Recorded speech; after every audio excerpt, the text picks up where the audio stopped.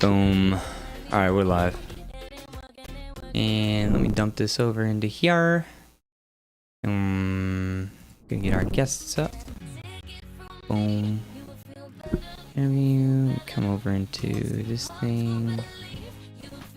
And hello and welcome to the Gymnastics Network. I hope we are on the right live stream. Kenny, please double check that. But we're going to get right into the action today. I'd like to just take a second and introduce our guests for the day. We are joined by two alumni, one from Michigan and one from Ohio State. Why don't you guys take a moment to introduce yourselves? Go for it, Paris. Thank you.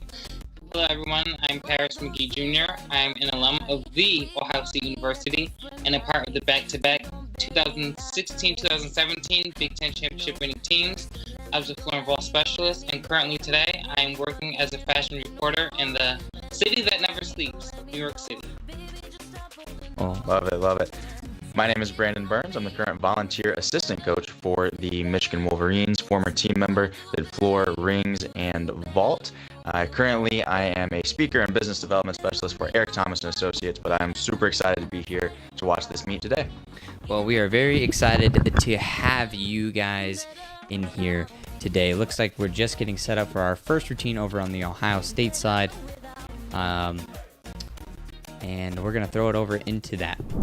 Kind of, while we're waiting for our first routine, looks like he's going to get started here. There's just a couple of things I wanted to touch on today. This has been a long time coming, and finally we've been able to come in with the Verdius platform and bring a full-fledged Big Ten meet, which we are just overwhelmingly excited about. And the fact that we have two amazing guests to be able to go on this journey with us is very, very, very important.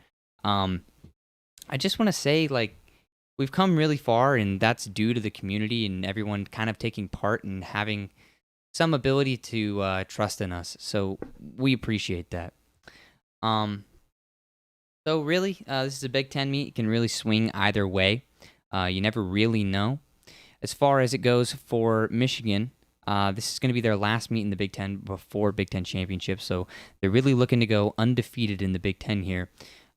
Simultaneously, we saw Michigan score a 412.8 last weekend, whereas Ohio State scored a 406. So in order for Ohio State to kind of close that gap, they need a really strong finish.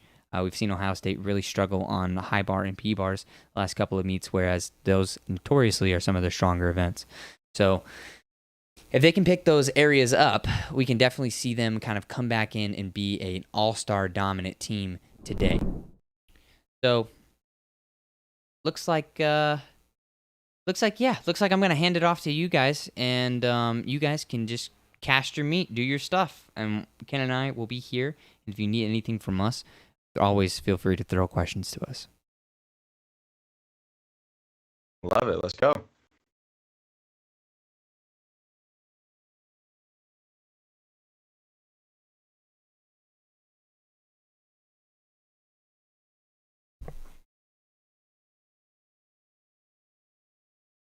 Okay, that's interesting.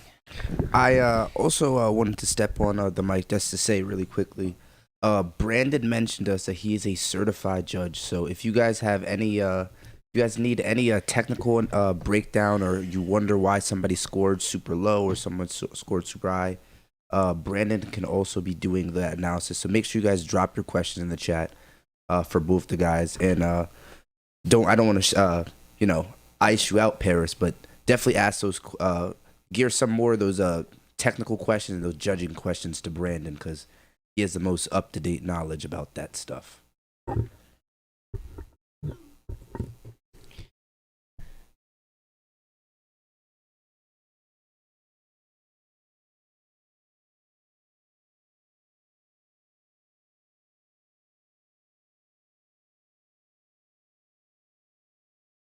That's why.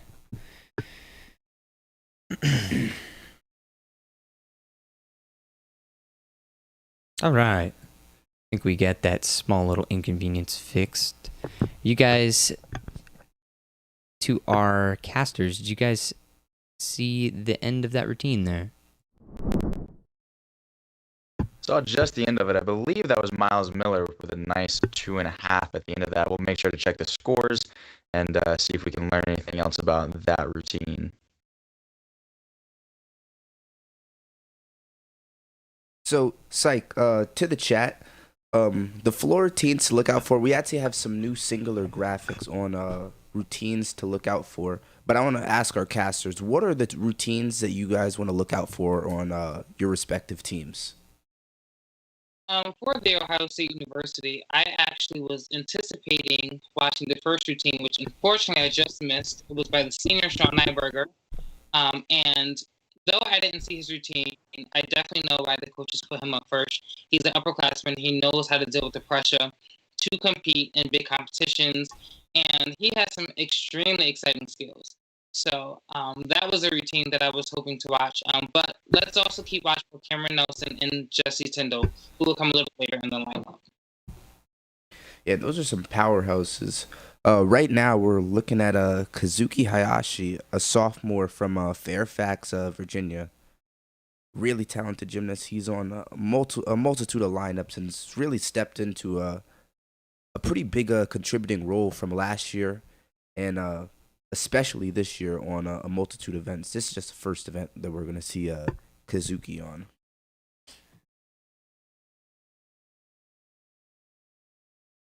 He's moving through this routine pretty well. He reminds me of myself. He's also a floor ball specialist.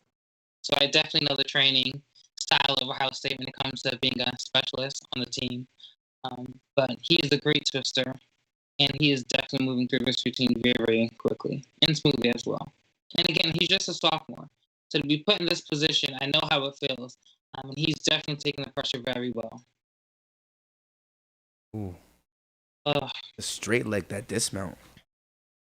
A little trouble on the dismount. That's a pretty good routine. He's definitely going to get nailed for the ending, the dismount, for the most part.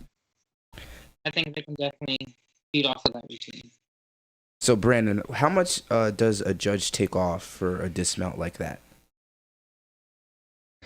Man, there could be quite a bit, unfortunately. Generally, the rule is going to be no more than 1 point on a single landing, but it does depend on how they deal with that. So you saw his chest come down, you saw the leg go up, the steps. Some of that is considered landing. Some of it, not necessarily. If they said his chest came down on the way down into the floor, that could be a separate deduction. So it could be up to 1.3 maximum if they decide to take a full point on the landing. I don't think they'll go that high.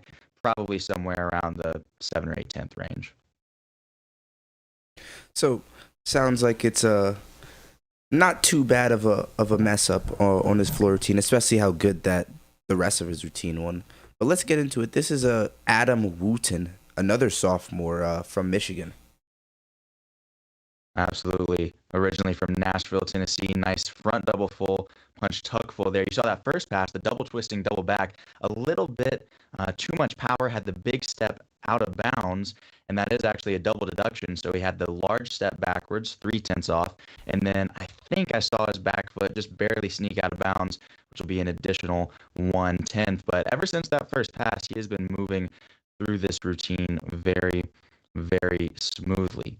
Adam's a very, very powerful tumbler. He's a little bit bigger guy. A lot of these gymnasts, they might not look like it on the screen, but some of them are a little bit on the smaller side. Adam, not so much. He's very big, very muscular, and so he can really punch the floor and use all of that power. So what's it like to train with Adam? Because I had the pleasure of meeting Adam on one of my recruiting trips, and Adam is one of the nicest guys that I've ever met. Oh, man. I'm sorry to cut you off, but Arabian double front stuck dismount.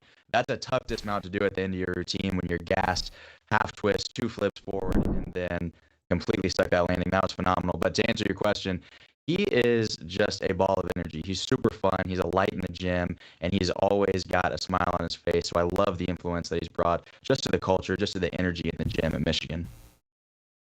Yeah, I don't think I've ever seen him sad, actually. I don't think he can do it. It might not just be possible for him. It's not in him.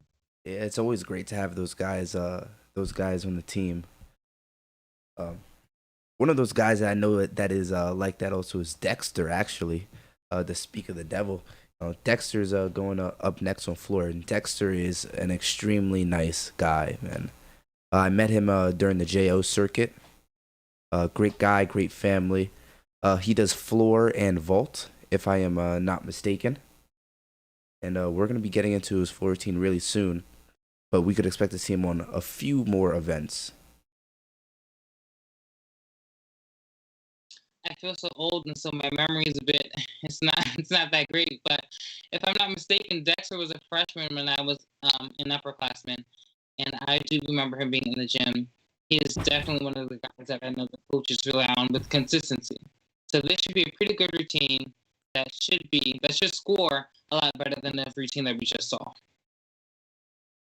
Yeah, we talk about that a lot. The placement of people in lineups. The first guy up is supposed to be the hit routine, and then the score should be increasing. Kazuki had that slight error, so but we should be looking for Dexter to go higher than a 13-5, which is what the first guy up for Ohio State scored, which was Sean Nyberger. So far, he's doing actually very well. His passes are looking beautiful. The double even half out was absolutely amazing. That was his second pass, so he's doing a great job. I also noticed though he has a bandage up around his knee, so potentially he could have um, some type of little pain probably as he's stumbling. But one thing that we all know as gymnasts is that we work through pain. And here he is gearing up for his dismount, and not bad. Round off triple twist with a step on the dismount. But again, that was a much better routine than the routine we just saw. That was Yeah, a much better routine than Kazuki Ayashi's. Um, he just didn't have many errors. We talk about it all the time on the floor, just staying clean. And if you cannot stay clean, at least try to stay controlled. And Dexter went out there, he got his sticks, and when he didn't get his stick, everything was really controlled. exactly. And one thing I can say about Wissam Shadipov, the head coach of Ohio State, is that he's very big on clean routines. He would not be afraid on taking certain skills out to ensure that the gymnasts can really execute to the best of their ability. So that was a great routine, and it's definitely going to score much better than the routine we just saw prior from Kazuki. But here goes one of our gymnasts to watch. This is Cameron Bach, senior national team member. Absolutely. And Cameron Bach is a name that you will hear a lot, probably a name that you're already familiar with if you follow the gymnastics circuit. A little interesting story about him. He kind of had a comeback appearance at Winter Cup this year.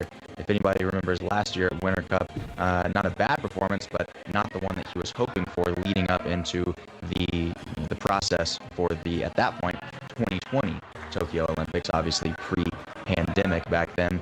But this year, Winter Cup, he ended up with the all-around championship, one of the best performances that I have ever seen him put on. And I'd have to imagine his name is at least in the conversation for Tokyo 2021. And you should see more than a few reasons why that's the case today. A little bit of an uncontrolled landing right there, second to last pass. You got to be careful with that. If the judges think that you didn't have control of that landing before going into your transition, they could hit you with a pretty big deduction. Big step on the triple full right there, but all in all, got through it, no big breaks. Be a pretty decent score. Not the cleanest routine he's ever done, but starts from a pretty high start value, so they'll treat him well. Yeah, that was a really good routine.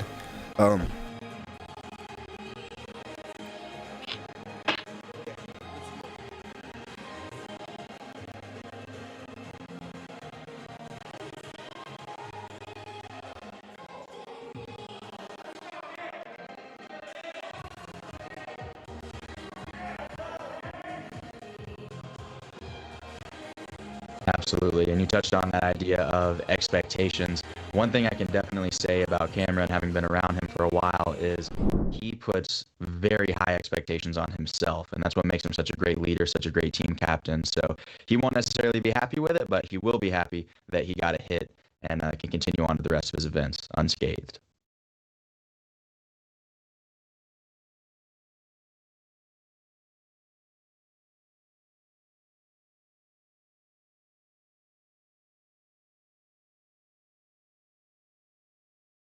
Yes, Cameron Nelson, he was actually, if I'm not mistaken, the Big Ten Freshman of the Week last week, and that was a beautiful round by catch from double A. It almost looked like he just did that pass right before, from my view. So it'll be interesting if he just repeated that skill. If so, he won't get credit for it.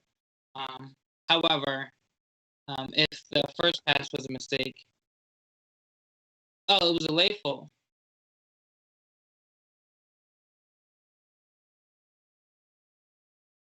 Gotcha. Well, I mean, this is the reason why he is, the Big Ten Gymnast of the Week, the Big Ten Freshman of the Week last week.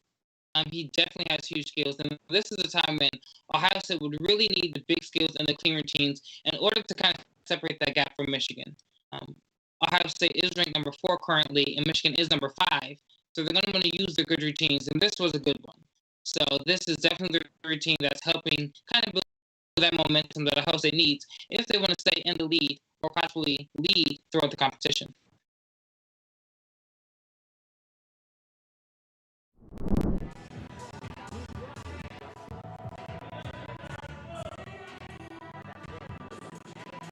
Back over to the Michigan side, we should have Nick Guy coming up anchoring the floor lineup. Speaking of big routines and big start values, I believe he starts at a 15.7, so he has a very big routine indeed. And it's interesting, these guys doing these routines in their home gym. I actually expected a little bit more confidence, less hopping around, less steps, but I've seen a little bit of that from both teams so far. So maybe being in the home gym isn't as much of an advantage as it might seem. But this first pass from Nick, very, very unique. What he's going to do is very similar to a round-off, but he'll turn his body at the last second, so he ends up in a forward-facing position going into a double pike. It's called a Tenzica, very unique, and nailed that double pike right after. He had so much amplitude on that. He does that skill so well. Big double twisting, double back, and he looks a little bit more solid on those landings I was just talking about as well, compared to some other people we've seen thus far. Front double full punch layout there, and again, remember, he is getting combination bonus for doing those 2 acrobatic skills in direct succession with one another. And he is just moving through this routine. These floor routines are almost like sprints now because you're trying to pack in as much as you possibly can into 70 seconds. And it is tough going back and forth, and then you've got to do this, which looks like it's a rest time, but I promise you that is not rest at all. It's very difficult. That wide arm handstand has to show the judges that he is at least a certain depth. He can't be too far away from the floor when he holds that in order to get full credit.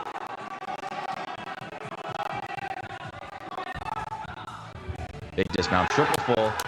3 twists. It looks like a stick to me. We'll see if the judges gave it to him.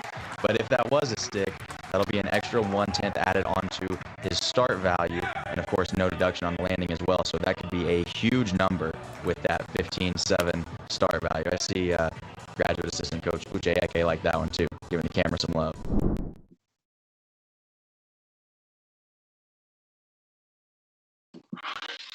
In closing out for the Buckeyes, we have Jesse Tyndall.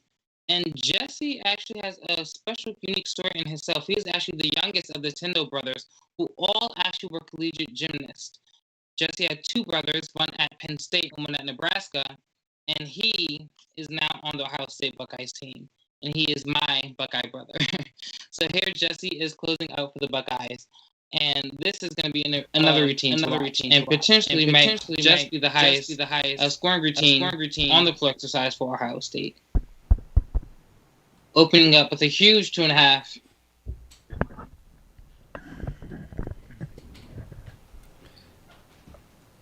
Following right back up with the double-double. Jesse is a very consistent gymnast on this event. He was one of the biggest tools on the floor exercise ever since he joined the team.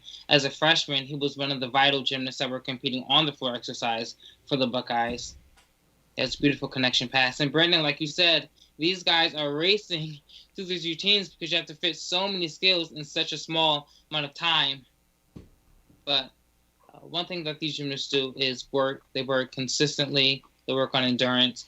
And as a former Buckeye myself, I definitely know the training that they go through. Another connection pass. as he's getting for his dismount. You can see the coach in the corner cheering him on for a huge dismount. Down up back here from triple twist. And that was a pretty good landing. Looks like he took a step back, a little cricket. But again, that was a good routine. It's one of the best routines from Ohio State on the floor exercise. And it's not easy competing in your training facility. It's when you go in the big arena, you have that competition type of atmosphere that you don't necessarily get when you're doing a competition meet in your training facility. So this is definitely a big mental game for some of the guys, and it's not that easy to do.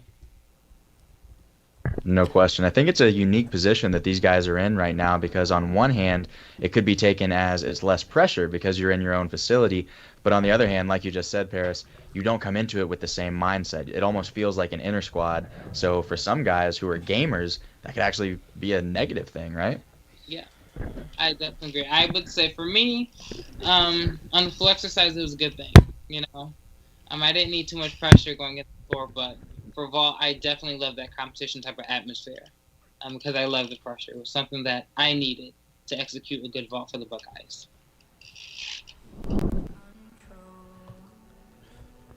Well, now we're going to be kicking it over to the event overview where we're going to be looking at the two scores for each team.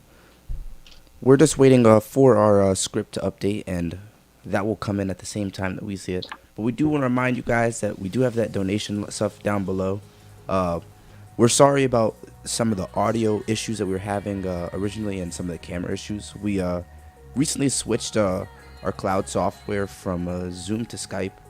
And we're just trying to rectify some of those issues that we're having now and see if that's going to be better for you guys.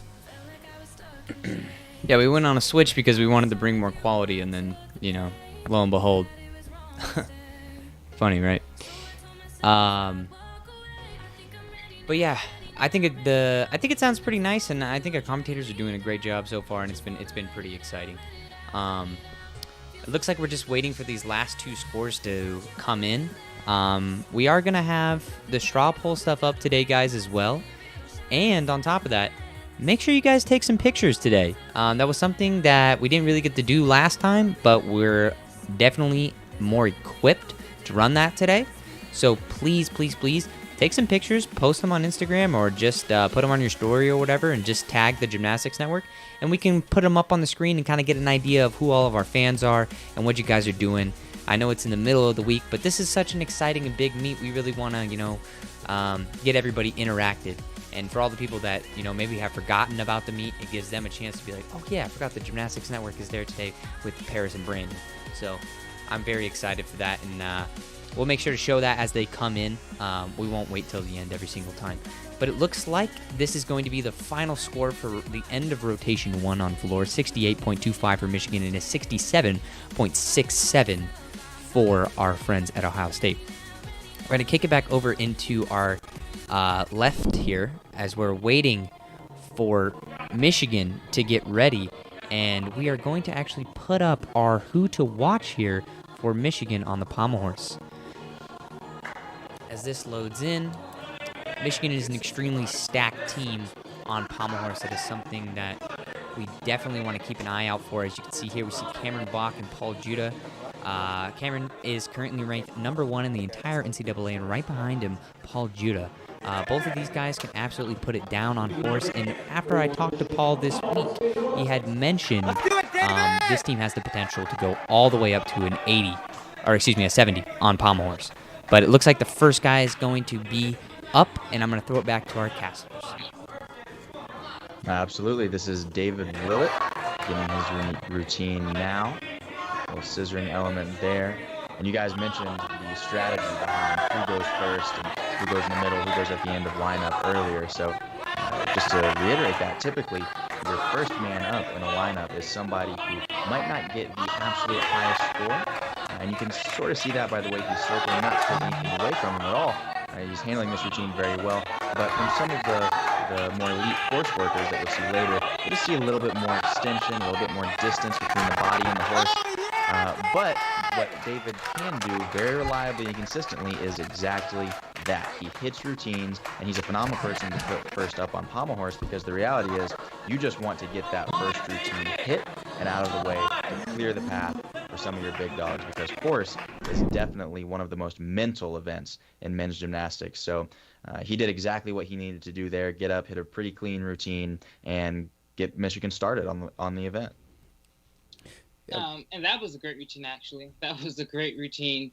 Again, this is where you're going to see possibly a gap in the scoring, because Michigan is ranked higher than Ohio State on this event. So if Ohio State wants to stay in the game, they really, really need to put down some amazing routines. And I know that their first guy up, Andrew Brower, can do just that. He is a senior. He's an upperclassman. He was one of the guys that was on the team with me. He was actually my workout partner. So it was great to see him, still being able to compete, finishing out that senior year. But he is getting started on the Pommel Horse. And this is where Ohio State really needs to pick up the momentum. It is an event in the past that they kind of struggled with here and there, but I know that they can definitely put down some amazing routines today. Off to a good start. Small pause up to the handstand, but he has beautiful leg extension. Andrew Brower is one of the taller guys on the team. He's about 5'8", pushing 5'9", and typically gyms are a lot shorter, but on this event, being leaner, being taller, it works in your favor. And you can see just that he is moving great through this routine. Stretch body. I don't know, Brandon. He might be a little too piked for your judging eyes, but I must say he's doing very well up to that handstand and a great dismount. That was the routine that Ohio State needed in order to keep the momentum to stay in the game. That was a great routine. Yeah, really nice circle extension. Andrew was known for that in high school. He's actually my teammate from JO's. And Andrew always loves to mention that he did win Pommel Horse at championships his senior year.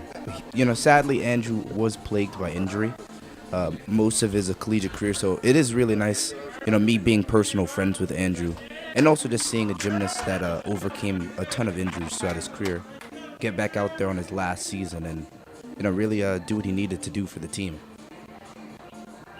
I agree. I know injury can be very hard. I was one who tore my ACL and unfortunately didn't make it back as I hoped. So to see him back in competition his senior year, it's beautiful.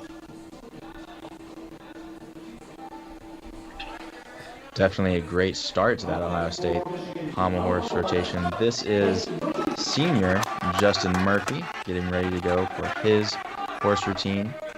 Now, he is a fifth-year senior, so he's been around a very long time, competed at multiple Big Ten and NCAA championship meets, so should know how to deal with the pressure relatively well. He's been doing this event right here for a very long time for the Michigan Wolverines. Straw poll is in the chat for the viewers to vote on who do you think is going to take the Pommel Horse crown. Love it. Those are good skills right there. Those traveling skills. The one he did forward called a Magyar, backward called a Salvato. Pretty good dismount there, actually. He sometimes struggles to get all the way up to the handstand quickly, and that is a very big point that those judges are going to be looking for, is how fast do you get up to the handstand. It should be a swing to handstand. You fly up there, not a lot of pressing or strength involved. That one, pretty good dismount from Justin Murphy, though. That was actually a very good routine. As a former Buckeye, it's kind of hard seeing Michigan putting up these big routines. But, hey, what can I say? It's a great, healthy rivalry, and Michigan is doing very well this season. They're doing very well. But up for the Buckeyes, we have Curtis Chang. Curtis is a junior for the Ohio State Buckeyes, and he is a power specialist. So this is one of the guys that can hopefully build off of the first routine momentum and put down a great routine for the Buckeyes in order to stay in the competition and be competitive to win for today's competition.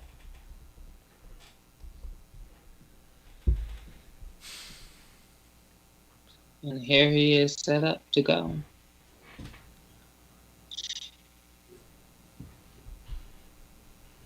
Again, these virtual competitions, they're very interesting because you're doing the routines without the presence of the other team. And I do know that some athletes and some teams do feel that other energy from other teams. So it's kind of interesting to see how well these guys compete with the dynamics and the situations that are put in due to the current restrictions of competition.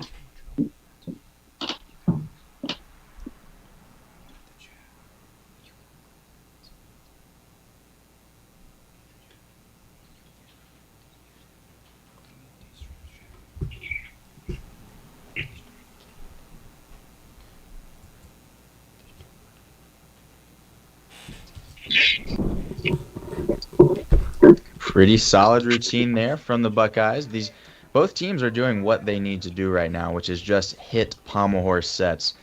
Pommel horse is that one event every team's got to go to it. None of them want to, right? A lot can go wrong, and a lot can go wrong very quickly. So the most important thing is just hitting those routines, regardless of start value or even execution score. Just hitting the routines in the first place is always priority number one. So both of these teams doing what they need to do right now. This is Marcus Shears. He is also a pommel horse specialist, so this is all he does all day, every day. I don't know how he does it, doing nothing but pommel horse, but that's what he does.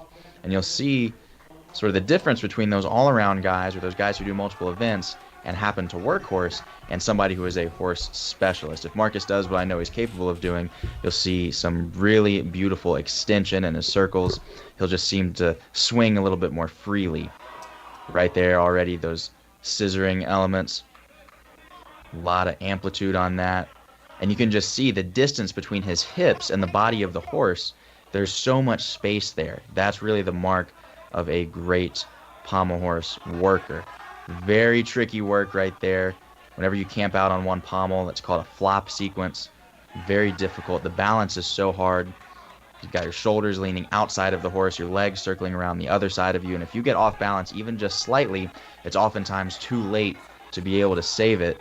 His dismount has been a tough point for him, and that's going to be interesting to see what the judges do. Now, if the judges decide that his hips went up and then back down and then back up, then that'll actually be no credit for that dismount. Hard to tell if it was quite to that extent or not, but we'll have to see what the judges do. If they decide it was no credit for the dismount, then that could be a pretty hefty deduction. The rest of the routine, though, I thought looked very, very clean.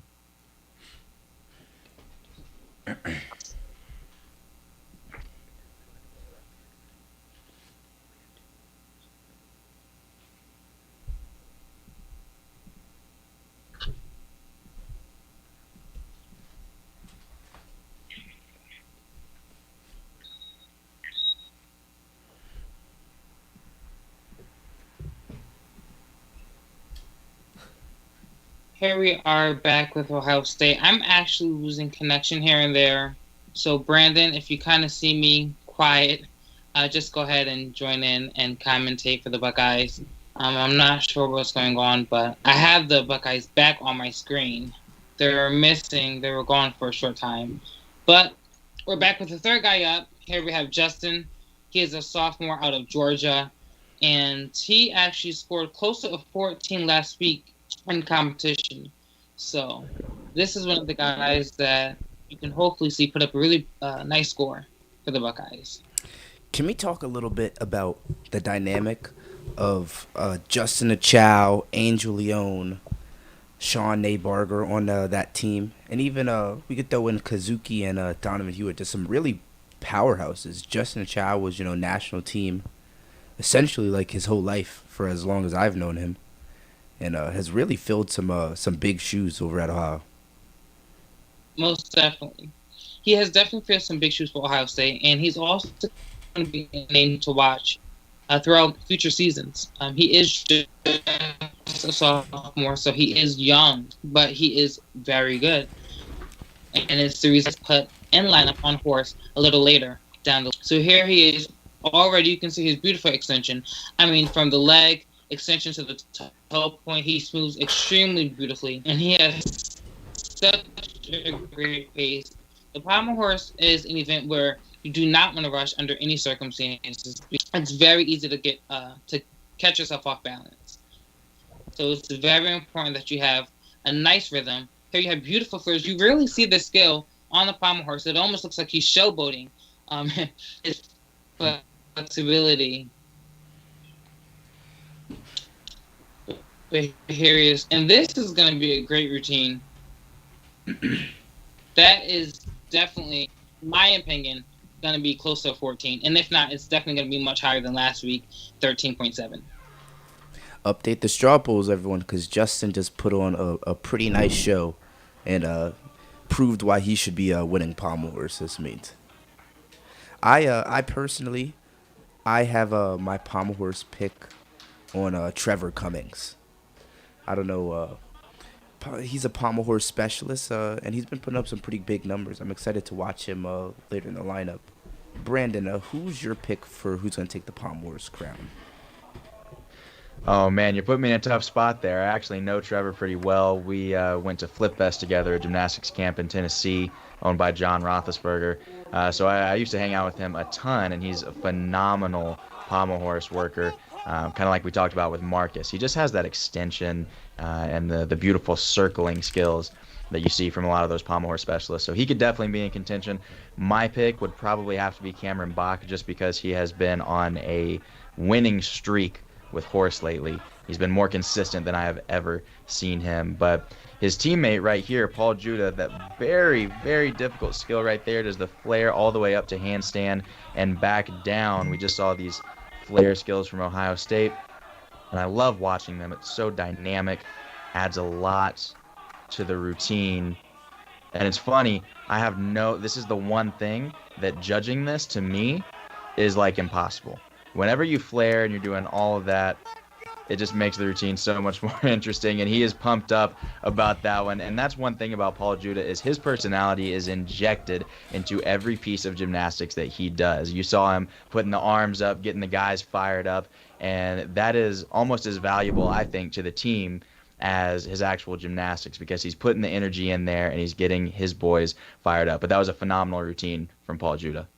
That was great. That was actually really, really good. Again, his flare work. You don't see flares much often on the pommel horse. And not only did he do them, but he did them for more than probably half of his routine. So that goes to show just how well of a pommel worker he is on that event. But for the Buckeyes, we have my boy Luke. Luke was from my region long, long time ago. Back when I was a JO gymnast, almost about 10 years ago. He's someone that I watched and I knew ever since he was a little boy. So to see him at my alma mater, it's pretty special. And he too is a pommel horse and ring specialist. Many of the guys on Ohio State's team are specialists, but that's what makes the team great. Fighting through, he had a little trouble, a little break in form. The judges are definitely going to see that, and he's definitely going to be picked for that. But he's recovering very well. Pommel horse is not an easy event. It's one of the hardest events in men's gymnastics. So to see him, kind of push through the routine and not necessarily fall off, it's a lot. So the dismount was pretty good. He actually might get, in my opinion, Brennan, I think he probably will get a deduction because he didn't necessarily hit that angle that he needed to in the dismount.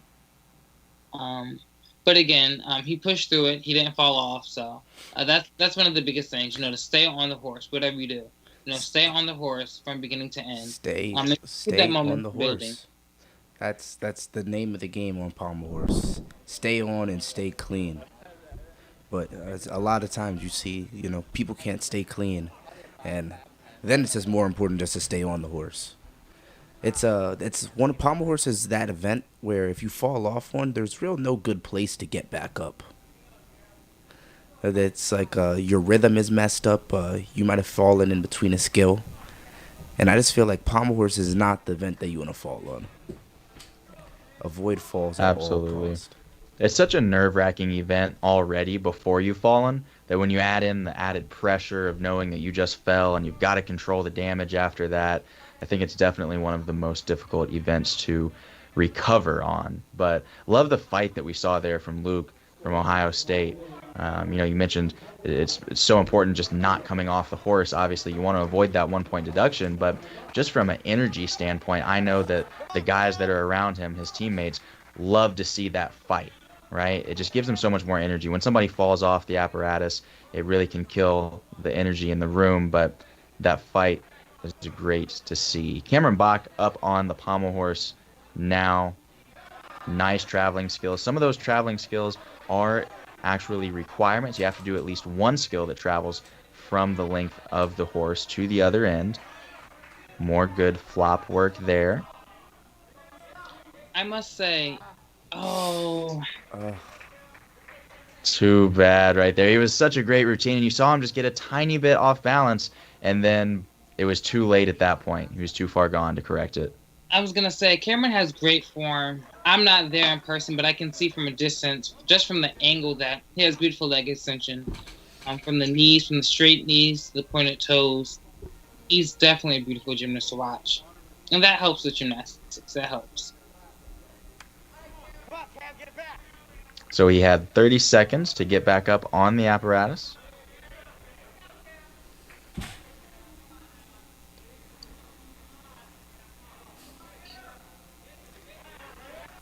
It's gonna repeat the D Russian flop. I was about to say, it looked like he repeated that, so that is a decision that he would get to make. He wouldn't have gotten credit for it otherwise, so his start value would have gone down pretty significantly, but looks like he does repeat it, and he threw in the upgrade. I didn't think he was going to be doing that today. Threw it in right at the end. Looks kind of like his dismount, but he just came back down, so not bad. Pretty good recovery from Cameron Bach for sure, and honestly, he's so clean throughout that routine that even though he does have that fall, the big 1 point deduction, and he starts at such a high start value, 15.7 or so, it won't be a terrible score. He could still be in the 13s. Yeah, I mean, with such a really good gymnast, such a high start value, and the rest of the routine being nearly flawless, I mean, it's very hard to put that routine lower than a 12.8 in my mind. I can't wait till we get to rings, and you, and Isaac can really get into judging some of these routines. Because I think I judge pretty difficult. I think I judge pretty hard. So I want to see where I stack up against a normal judge. But here we go with Ohio State again. Trevor Cummings, and he is rocking the beard. That is something that I never. One thing I can say is that my head coach never allowed us to grow any sort of facial hair. So I mean, he is just rocking the whole Santa vibe. But he is a pommel horse specialist for the Buckeyes, and he is swinging beautifully, really pacing himself. So you see the nice, beautiful flair work traveling down the horse, beautiful extension. It reminds me of one of my older former teammates, Andrew Rickley, who's also a pommel horse guy. And he just messed up with the dismount. That was a great routine. He's definitely not going to get the credit that he was supposed to get for the dismount. But nonetheless, that was a great routine. The beginning, he started off great. You can kind of see the head coach a little upset. He just missed his hand placement. He didn't have enough of his body, the momentum, to continue, and unfortunately, he had to just come down. Well, That's unfortunate too, because he absolutely flew up there. I mean, that would have been the single most dynamic dismount of the day had he been able to keep his weight over the horse just a little bit more. So missed opportunity there for him. But like you said, the rest of that routine was beautiful. So regardless, still going to be a great score, I'm sure. Yeah, so that is a 5/10 error coming down on the opposite side. Yeah. So score, just expect for a score to be 5/10 higher. Probably that was what he was scoring in practice than what he scored today. That was a really good routine, though. It got extremely clean. A lot of different elements. He had the scissoring elements. He had really nice flare work, really nice extension and rhythm throughout his palm routine, and some beautiful amplitude coming up to that dismount. Definitely nothing to be ashamed about. But if you see the straw poll, actually, we have Marcus Shears in first place, which the prediction did not actually pan out to be correct. We're going to have to wait for Trevor's score to see if he can beat out Paul Judah, which I believe is leading the pommel horse rotation at a 13.9. Yep. And Trevor's score just came in at 13.3. So Paul Judah will be your Pommel Horse event champion today. So for the people that voted Paul Judah, you guys end up being all right. But we're going to kick it to the straw poll. The straw poll is now fully loaded in. And we are looking at Michigan with a 67.0 on Pommel Horse. Really, really high score. And Ohio State at a 65.75. So pretty good score from Ohio State as well. No complaints there. You're looking at around a 2-point deficit going into the third rotation for the Buckeyes. So they're going to definitely be looking to close that gap on Michigan there. I don't know if they're going to be able to do it, though, because Michigan is just a really strong rings team. When the rotation starts, we'll throw up that overlay on some of the guys to watch. But every single guy on Michigan is truly a treat to watch. But we do want to remind you that we do have that donation stuff out there. We haven't been able to cast a lot of Michigan or Ohio State meets just due to the nature of them and just unforeseen circumstances. But we're here now, and for you, if you guys do not know, all the money that we get goes directly back in the stream to try to improve the quality. And we actually have a donation to read out now. Yeah, we're gonna pull up our first donation of the day here.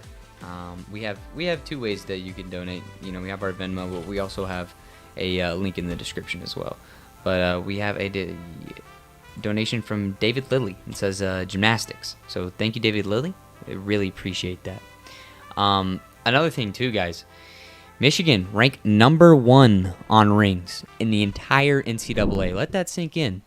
That is massive. Very, very, very big team here. They start at a 74.50, and their 3-score average is 68.83. We haven't seen any teams really break on to the scene with the 70 yet, but once again, when I talked to Paul earlier this week, he made it very adamant that they're shooting for that 70 today. On the terms of Ohio State, they're currently ranked number 4 in the entire NCAA. They have a 3-score average of 67.55, and OSU starts at a 74.90, right? So OSU actually starts higher than Michigan on this event. So it's really going to come down to which team can execute more.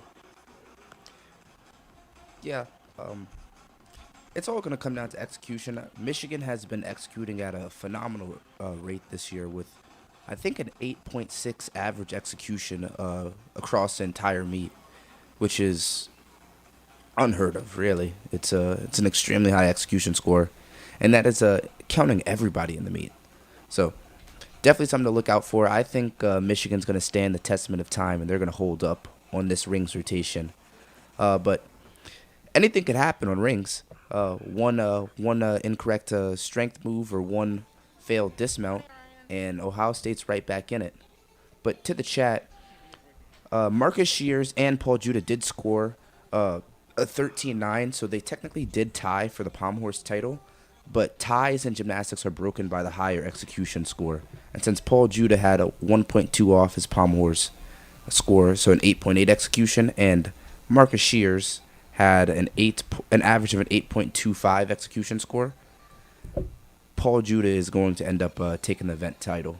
So sorry for that confusion, guys. But thanks for keeping me on my toes and keeping my gymnastics knowledge up to date. And thanks, Brandon Robinson, in the chat for letting everybody know some of the rules. If you guys can and you guys have any time, vote on the straw poll and let's see if we could all predict the event winner for rings. I am currently predicting James Reed is going to take the rings title today. But we're just going to have to see. Isaac, what do you think? Cameron. 100% Cameron. All right, well, Cameron just has too much start value and he's too clean. And he sticks his dismount consistently, so I don't really see anybody beating him. Maybe Paul, but James. It's going to be James. You think so, James? James Reed. Look out for it. We don't have a graphic on him, but Look out for James Reed. Yeah. I mean, just look at this. James Reed, he's a beast. Start value 15-1. He's got yeah, we do have a graphic for him. He's got a high score of a 14-3, and he's currently ranked 7th in the NCAA. And then meanwhile, you have Cameron, who's my pick, 15-3 start value, but has a high score of a 14.4 and an average of 14.35. So he's just about consistently scoring a 14.4. And he's the number 1 in the entire nation on this event. Remember, Michigan is the best rings team in the NCAA currently. They've been taking tips from Brandon. Yeah. Trying to learn Azarian malts and stuff. Doing push planges and Blandon twos. No way. I want to talk about that. I tried a kit Maltese this year, actually. Push to planche and lower rack to Maltese and never did it again. Yeah, that sounds like the... I was just like, my position was no good. They're trying to push out of it. Trying to get back retirement into it. hits different on rings. Everything hurts. Yeah. Oh, yeah, that was a whole nother thing. My bicep almost exploded 3 seconds after. Yeah, tell me about it. And I was done for the next 3 days. 3 days? I was out for 6 months. Yeah. I can't really relate. I haven't done rings since I was like level 8, so I'm like way out the loop when it comes to rings. But it's a joy to watch.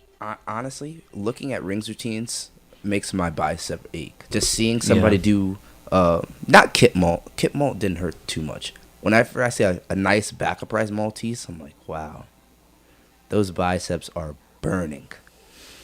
And then, just the rest of the routine left. You know which one gets me is whenever somebody does a Nakayama, and you see them just bounce and yank on their biceps and then pull back out into the cross. It's like, oh my gosh. Oh, yeah, I hate that. It burns my chest just thinking about it. Looks like we're kind of like in a smaller intermission here. Not exactly sure why, but I'm sure that they're going to get it figured out. I guess during this time we could also kind of look at the OSU lineup here. Guys to look out for. We went with Max and Donovan. Donovan has about the highest start value on OSU for rings, and he's scored a 14.1, and he's currently ranked 13th in the NCAA and has an average of around a 13.6.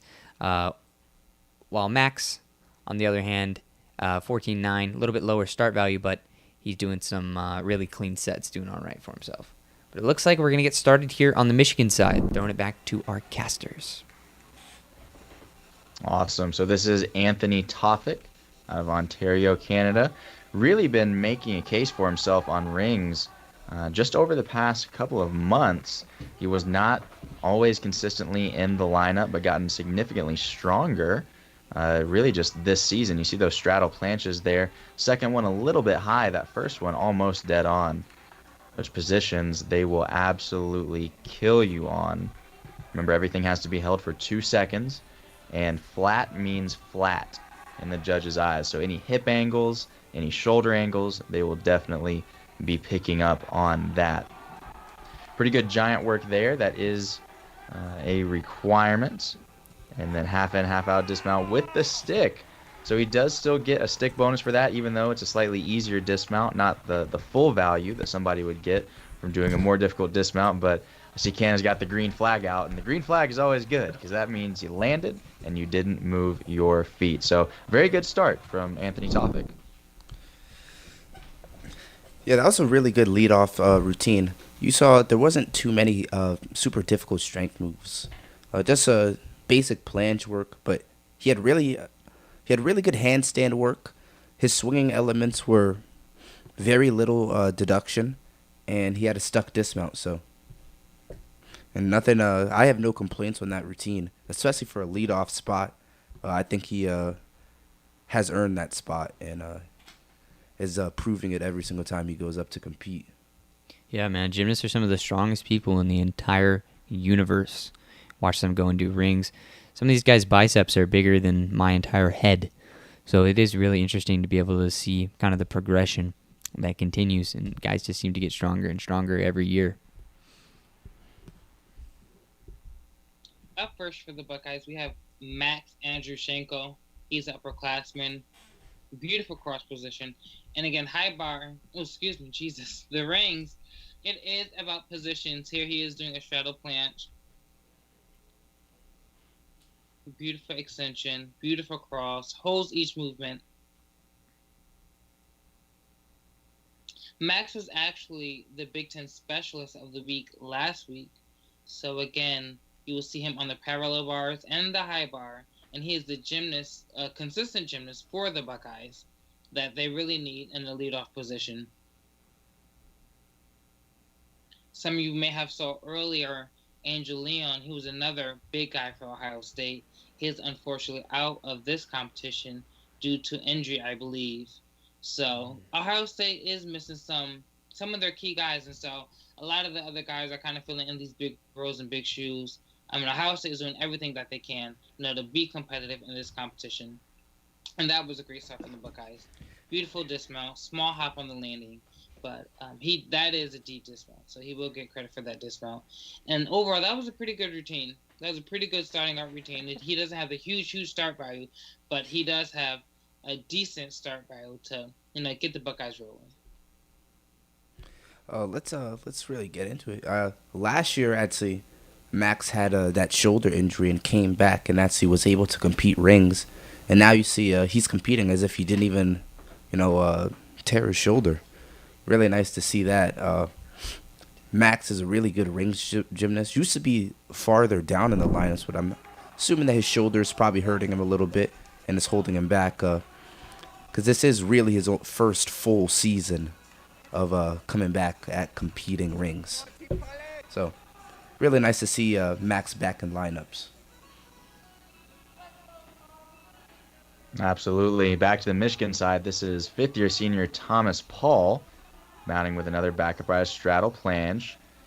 And Tom really continues that philosophy of not the most difficult strength skills, but just working on doing everything as cleanly as possible. And what he does better than almost anybody in the world are some of these swing skills. He almost had too much power on both of those giants, but look at those Yamawakis. So far up into the rings. You saw the cables get some slack in them because he was rotating so high, going so fast. Reminds me of Marty Stretch a little bit. Another Wolverine alumni. Unique dismount here. Front double pike, half out with the stick. That is a tough dismount off the rings. You don't see a lot of those. He was able to stick it there. That's going to be a pretty solid score. Not the biggest start value, but done very, very well. And that stick is only going to help. That was absolutely ridiculous. You don't see many people do that dismount. That's a very tough dismount. Very, very tough dismount. But he's so good at those swinging skills that he's got the rotation and the power coming from that handstand that a lot of guys don't have. So he's able to pull it off very nicely. Yeah, Michigan is favored to win this meet for the chat. And Tom does not miss. He's an absolute unit. We've seen him do some really great stuff this season. If this was Vegas, I'd probably open Michigan at negative 275. Ohio State plus 120. Like we had talked about at the beginning of the show, really, this meet comes down into who executes more. Their start values are pretty close, but just historically, in this last couple of months, just Michigan has just been executing better. But it's a Big Ten meet, guys. Anything can really happen. And we got a lot of stuck dismounts in the chat there. Appreciate the love. I agree. I believe execution is really playing a part in this competition because, like the Buckeyes, they actually do have about a 4/10, 5/10 lead on this event. But due to the execution of Michigan is currently taking the lead. So it does have a lot to do with the execution. But here we have Tyler Rockwood, and he is actually debuting on the steel rings for the Buckeyes. As I mentioned a little earlier, a lot of the guys are out of competition. So a lot of the other guys are filling in that position of competing and not necessarily cheering on the sideline. But, for a debut, this is not bad at all. And I think that was a double dismount. I'm not too sure. But that was a great routine. Again, he is debuting for the first time on the steel rings, which is huge. This is a routine later in competition season. Here you see some of the guys a little excited. And rightfully so. It's his first time competing and the Buckeyes are pumped. So that was a great routine followed by Max Andrushenko. So, Brandon, I want to take this time and I want you to give us a play-by-play of this routine, also with just a little bit of the judges' analysis of what they're looking for in each of James's skills. And Let's do it. It I'll, might be I'll a be little bit judging this boring one with too. James because he's pretty clean, but we'll give it a shot. Absolutely. I'm gonna pull up my calculator. I'm gonna do my deductions now, and I'll wait for a start value to come up. I won't do a start value at the same time. James is probably one of the strongest kids I've seen come through Michigan in quite a while. And it's funny, with rings, you tend to get two kinds of rings guys, right? You get the guys that look like me, we're pushing 200 pounds, and we just do brute force gymnastics, right? That's one style of ring guy. And then James is the other style of ring guy. He's so light. It looks like he's just weightless when he's up there in between the rings, and he's able to move so fluidly and freely. So his build is actually really good for rings, even though he doesn't look like one of the bulkier guys. But this is not his hardest routine. He's capable of doing a lot more strength, just kind of playing it safe with the elbows, the biceps. And we talked earlier about how it's just so much force on the body, but still a relatively high start value nonetheless.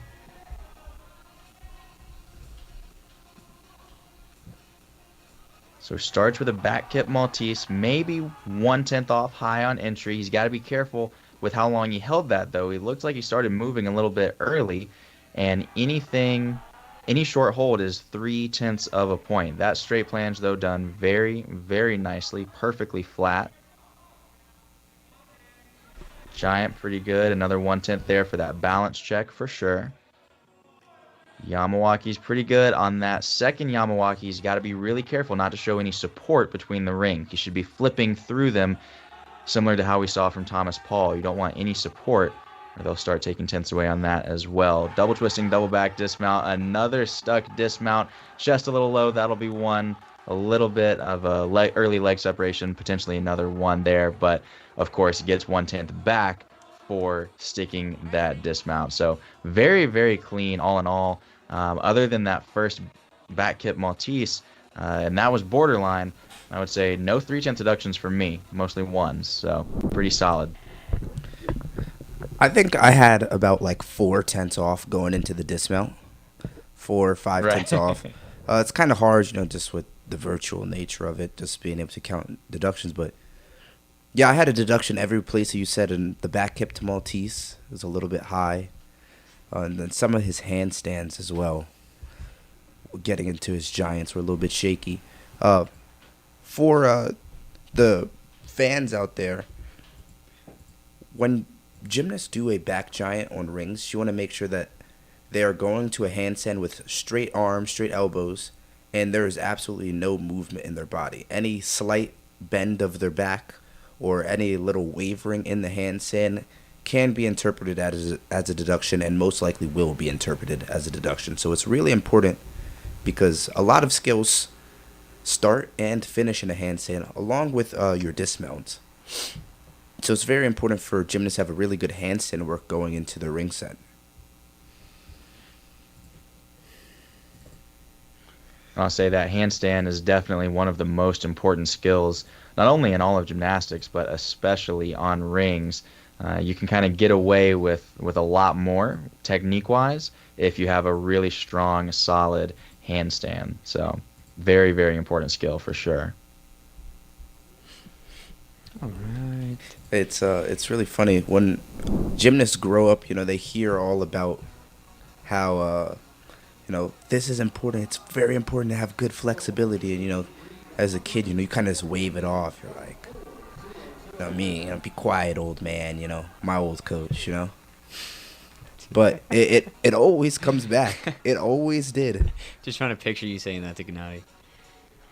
Oh no, that was a fiend. That was a fiend. I couldn't say that to Gennady. But it was always important to have really good flexibility, and you could see it. Flexibility, your handstands have a really tight core. I think those three are probably the most important aspects of gymnastics. Absolutely. I used to have an old coach, and the man who actually owned the gym that I used to go to, he had a funny saying, jokingly, of course, but he said that technique is for the weak, meaning if you're strong enough, you can figure it out, more or less. But that is the reality. If you're strong, if you're flexible, and you have really solid basics, the potential for you is just so much higher, and it makes everything else come so much more easily and quickly. Yeah, I agree. It took me 6 years to learn how to do a Yamawaki. Uh, Whereas I had other teammates that learned it when they were 10 and just were able to do it for the rest of their lives. I had to like stretch my shoulders every day. I had to go in and stretch my pike every day. And only at that point was I able to like get it. Somebody must have told you that you just had to be strong. Oh yeah. Oh, no technique. Yeah, You think I had Athene technique? was right, Zach. Z loading 0. My old teammate. Yeah, there was no technique for me. I started too late with gymnastics to get good at technique. I was like 12 when I started. We are looking at another routine. Ohio State stream has gone down. So now we are looking at our next guy up for Michigan. And is this Paul?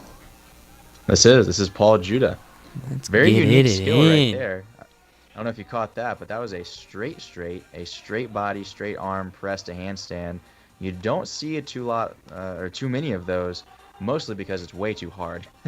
That's only valued as a C move. Very, very difficult for that value, but Paul making it look pretty easy. You saw another straight plunge right there, a little bit high. He'll have a 10th off for that. Really good handstand work, though. Looks so solid. I jinxed him a little bit there, though. He had to fight to get that last little rotation at the end of that giant. So he'll take another 10th for strength on a swing skill. And like a cat on the landing, that should have been way worse than it was. Very, very low. I don't think his knee touched, so they'll give him 3 off for being low to the floor. Another 3 for the step, 1 for the arm circle, maybe another 1 for the chest, but avoids disaster. I think a lot of people right there honestly would have fallen, but Paul reacted so quickly to that, he was able to save it. So pretty good routine all in all from Paul Judah. Yeah, Paul is just such a good gymnast that, it doesn't really matter how he lands. As long as his feet hit first, he's going to put that dismount to his feet and, really not go for that fall. You really just Absolutely. Reminds me a little bit of Sam McCulloch. Had a very similar style with that type of thing. So very important skill as a gymnast, because the reality is it won't always be perfect. It won't always be how you want it to be or even how you train it. So that ability to think quickly on your feet and fix situations like that when it does come up, very, very important. Yeah, he does kind of remind me a little bit of Sam McCulloch. His gymnastics even has that look to it, in my opinion. His gymnastics, his tendencies, the skills that I've seen him mess up, and the skills that I've seen him absolutely crush.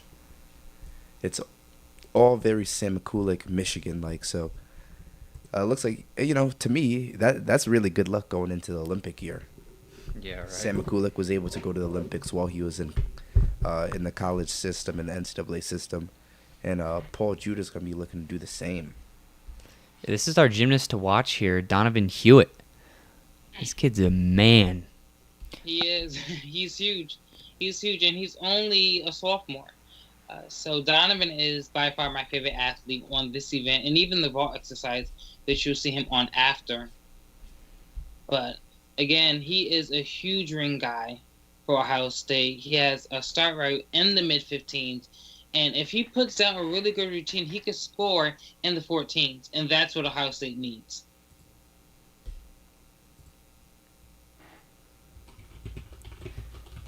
Shadow plunge down to a Maltese.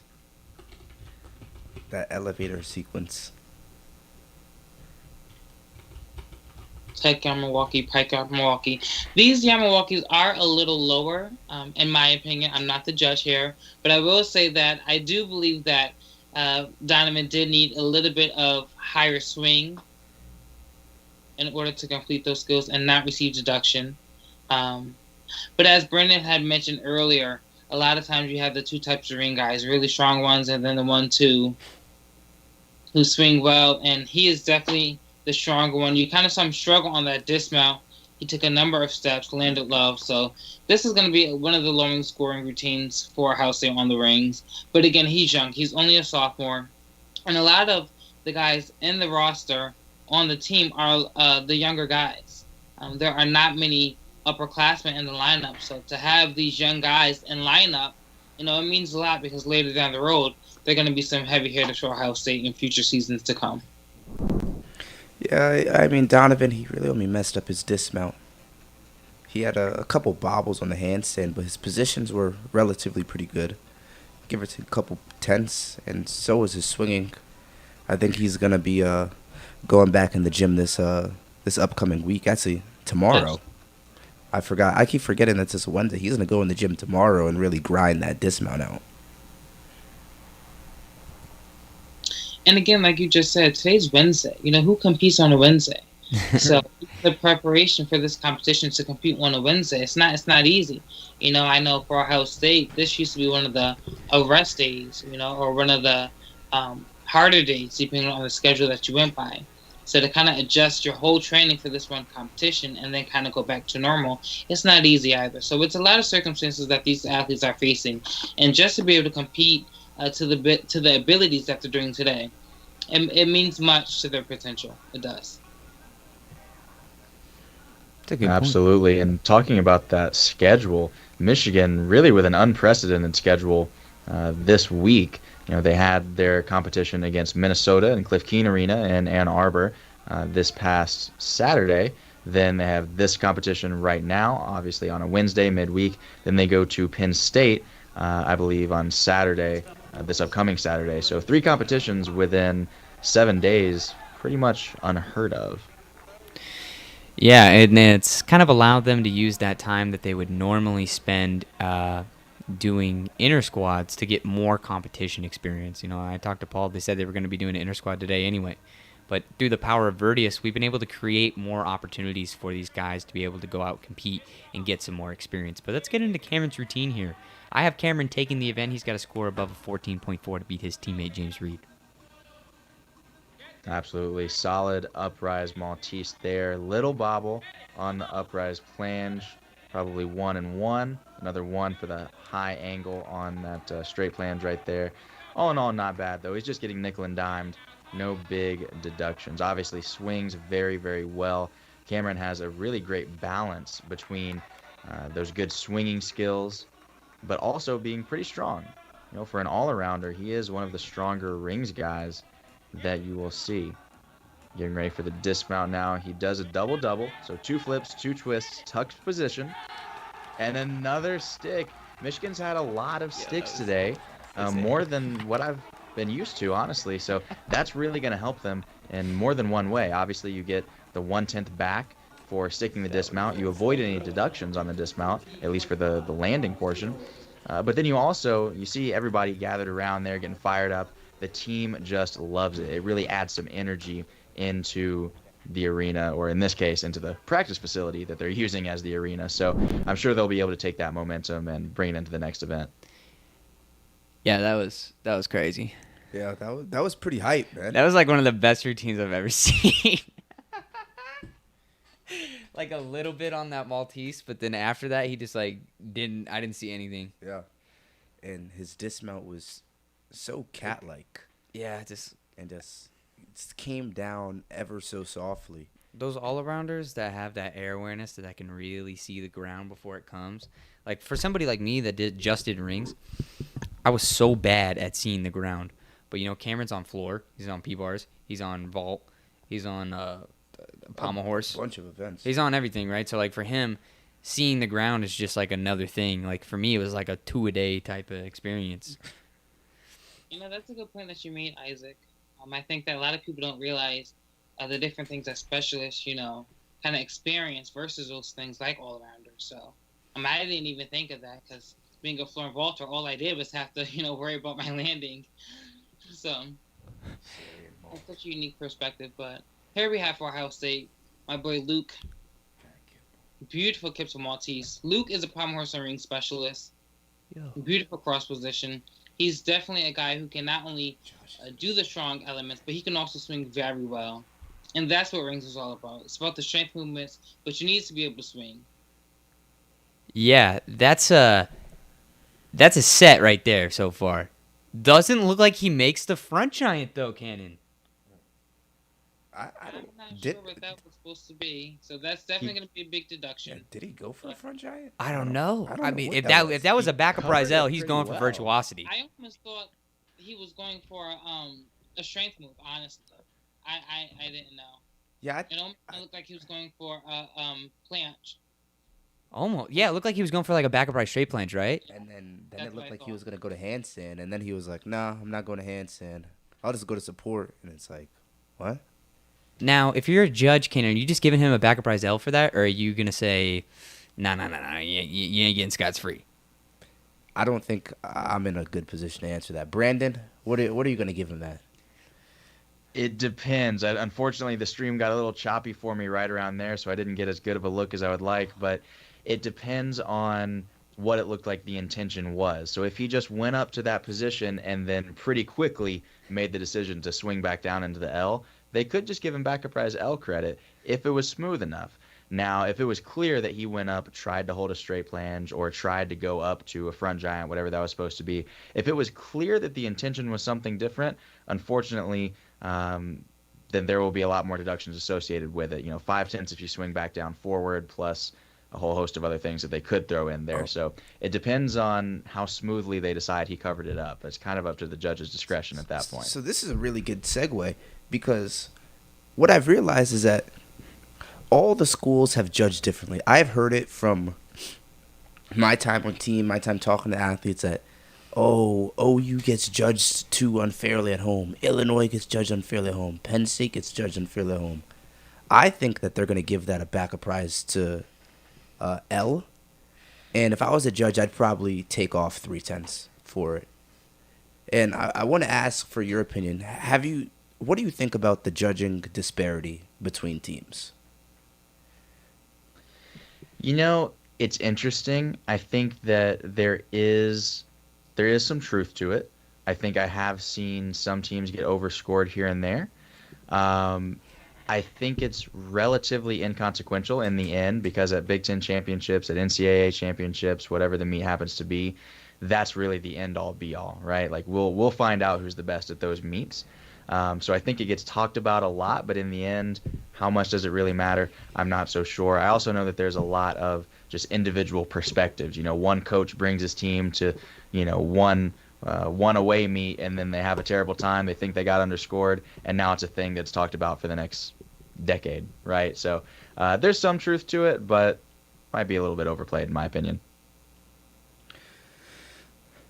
It could be. I wouldn't be surprised, but I'm gonna take this breakdown. That's a nice backup prize. Beautiful. Maltese, really flat into a nice bounce cross. Isaac called it a Nakayama earlier. Goes by either one.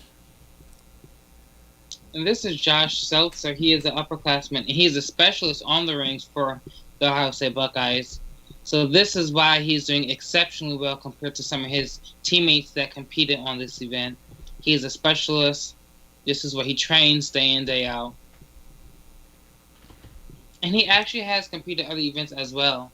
I have seen him on the floor exercise and even involved in competition. But today he is a specialist on the rings. And a double L dismount, he definitely will get some deduction for that. There was definitely a little heavy pike movement in the double L, but he lands on his feet, takes about a 3/10 hop. So again, it was a decent routine. It wasn't bad.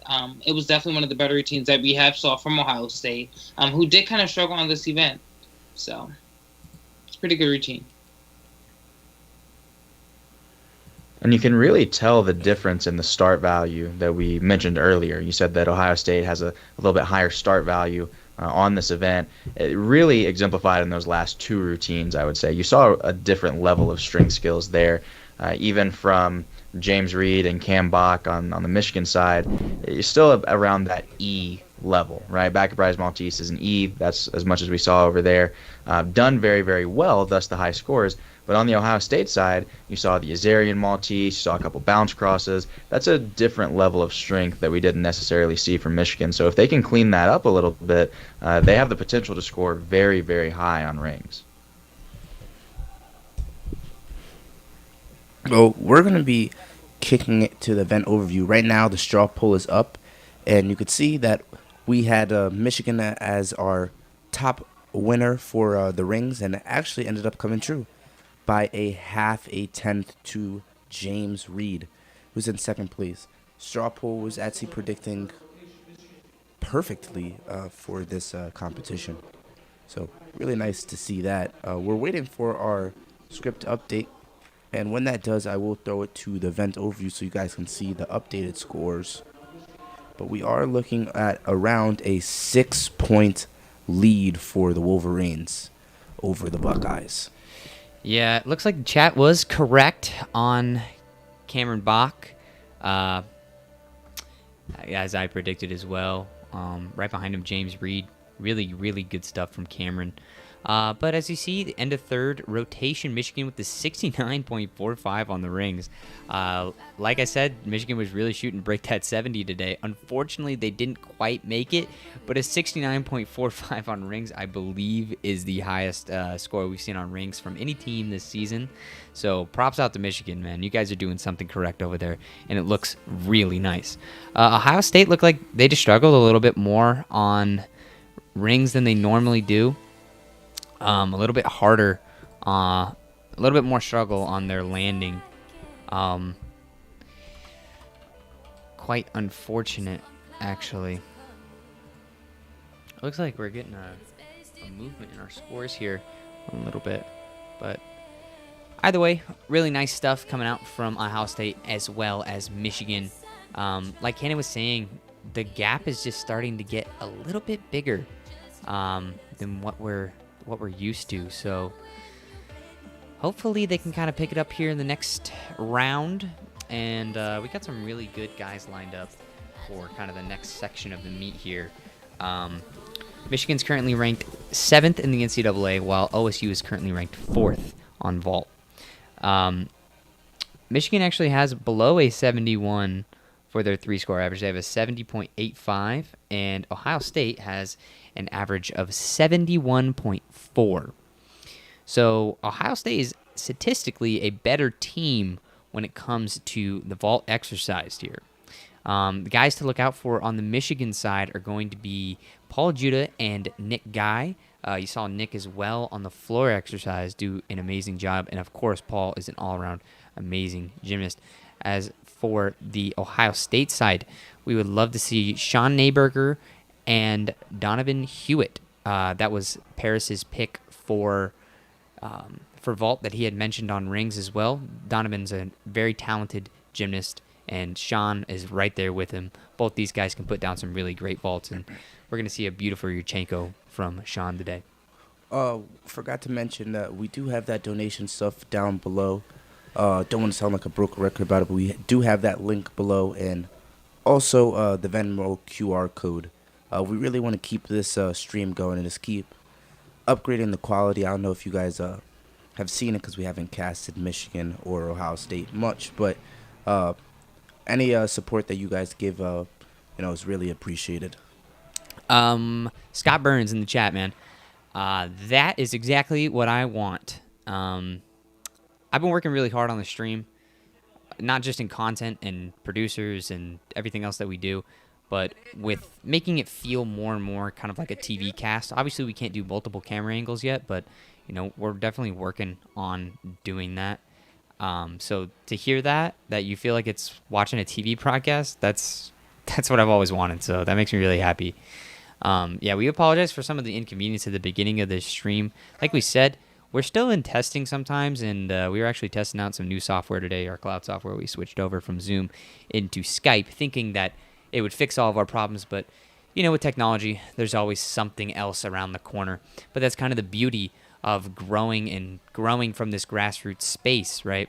We've been able to really elaborate and grow as a business, and Vertius has created many opportunities for not only us but for these athletes as well to compete. And that's kind of the message here today, right? We want to show through this meet that guys can compete anytime, any place, and get more competition experience. Because if you look around in the United States, there really isn't that many meets for either international guys, NCAA guys, yes, but when you start talking about anybody else outside the NCAA, there's really not that much. And two, the NCAA, all of their meets are crammed into 3 months, which can be pretty taxing on guys. I've always said, hey, it might be a better idea to spread it out through the year. But here goes our first vault for Michigan there.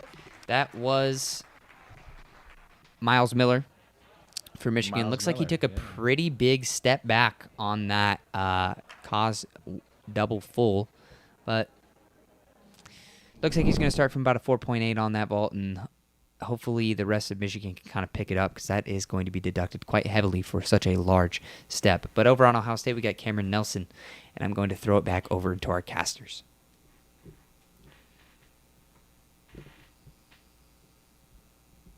Again, Cameron Nelson was the Big Ten freshman of the week last week. So, and as an underclassman, as a freshman leading off on this position, as a first guy up, that means a lot. That means that you are mentally, physically there and ready in preparation to be able to execute a great vault. Again, it's not always the easiest thing being the first guy up. I know from experience. It's definitely nerve-wracking because, the whole team and the coaches are depending on you to put down a good routine so the rest of the team can build off of. But here he's ready. He's saluting. He is a freshman, and I believe he's going to put down a really, really good vault. Ohio State is good on this event. So they are ranked 4. And here he is. And that was a pretty good vault. From my angle, it did actually lag as soon as he blocked into the air. But for the most part, that looked like a great block. He had a beautiful form of the air. And then he took a small step on the lane. So that's definitely going to score very well. A nice double full there.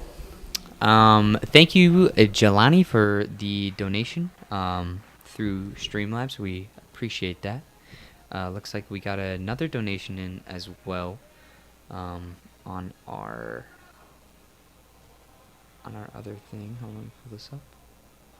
Oh no, I guess that's the same donation just running through. So thank you to Jelani. We appreciate that, and thank you for the support.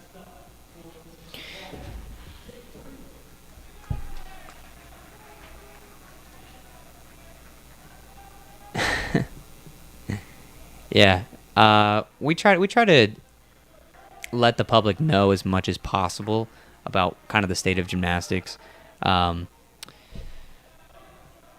We love Tim and we love John, but we're evolving. But that was a really nice vault from James Reed there. Nice another double full on the vault for Michigan. So Michigan seems like they're kind of starting to pick it up after that first vault that we saw. Hopefully here in the next routine or two, we'll see even more improvement. But to Psych Caesar in the chat as well, always here, love to see you. That stuck every Katsumatsu full. That guy was pretty good. Kanan, do you like talking in third person? Yeah, Psych, if you have a clip of that, like if you can make a highlight clip of you just sticking all of your cos fulls, I'd put it up somewhere just so we could kind of see it. I think that'd be kind of cool. I think the fans would like that. Here for Ohio State, we have Sean Nyberger, senior. He's actually my favorite vaulter on the team. He's going to be doing a Yurchenko 2.5 twist. Oh, and he just does a Yurchenko double. So he didn't perform the 2.5 twist, but that was a beautiful vault nonetheless. Great execution, great landing. And he's definitely going to be one of the guys missed from the team. He's one of the guys that Ohio State has used throughout the years as one of their heavy hitters. And this year he'll be graduating and going on to grad school for physical therapy.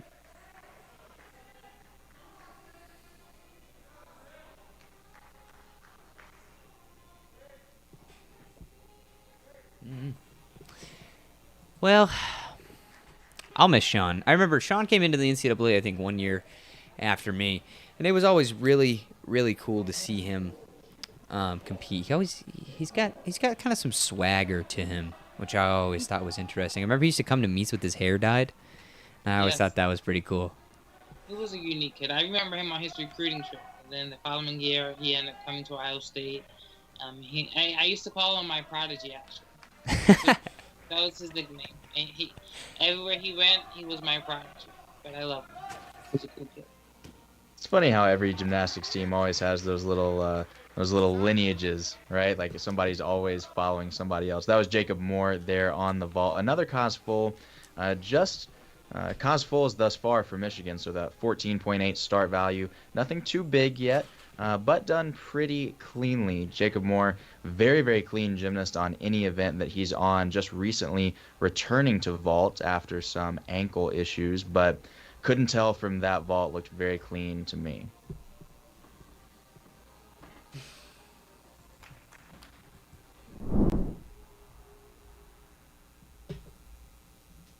Up next for the Buckeyes, you have Dexter, and he will actually be doing the same vault that you just saw from Sean, Yurchenko double twist. It was actually a vault that I competed back in school. So it brings back a lot of memories, and vault was one of my favorite events. Took about 10 seconds to compete, and then you were done. So as a specialist, I loved it. Beautiful block. Oh, and he does the Yurchenko 2.5. So that was huge. I didn't even know he was even competing that vault. This could possibly be a new vault for him. Is definitely going to score big. That was a beautiful block. He has great execution in the air. Plants his feet, small hop, step, and the landing. But that was a big, big vault. And that was the 2.5 twist. So Sean performed the double twist, and then Dexter just performed a 2.5.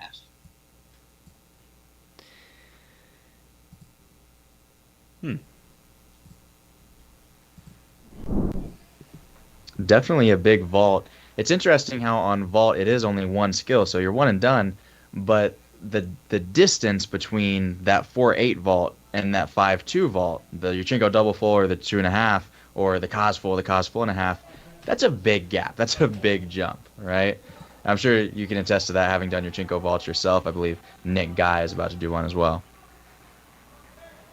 I really think it's the style of landing. Just going from a forward-facing vault to a backwards-facing vault is the biggest change.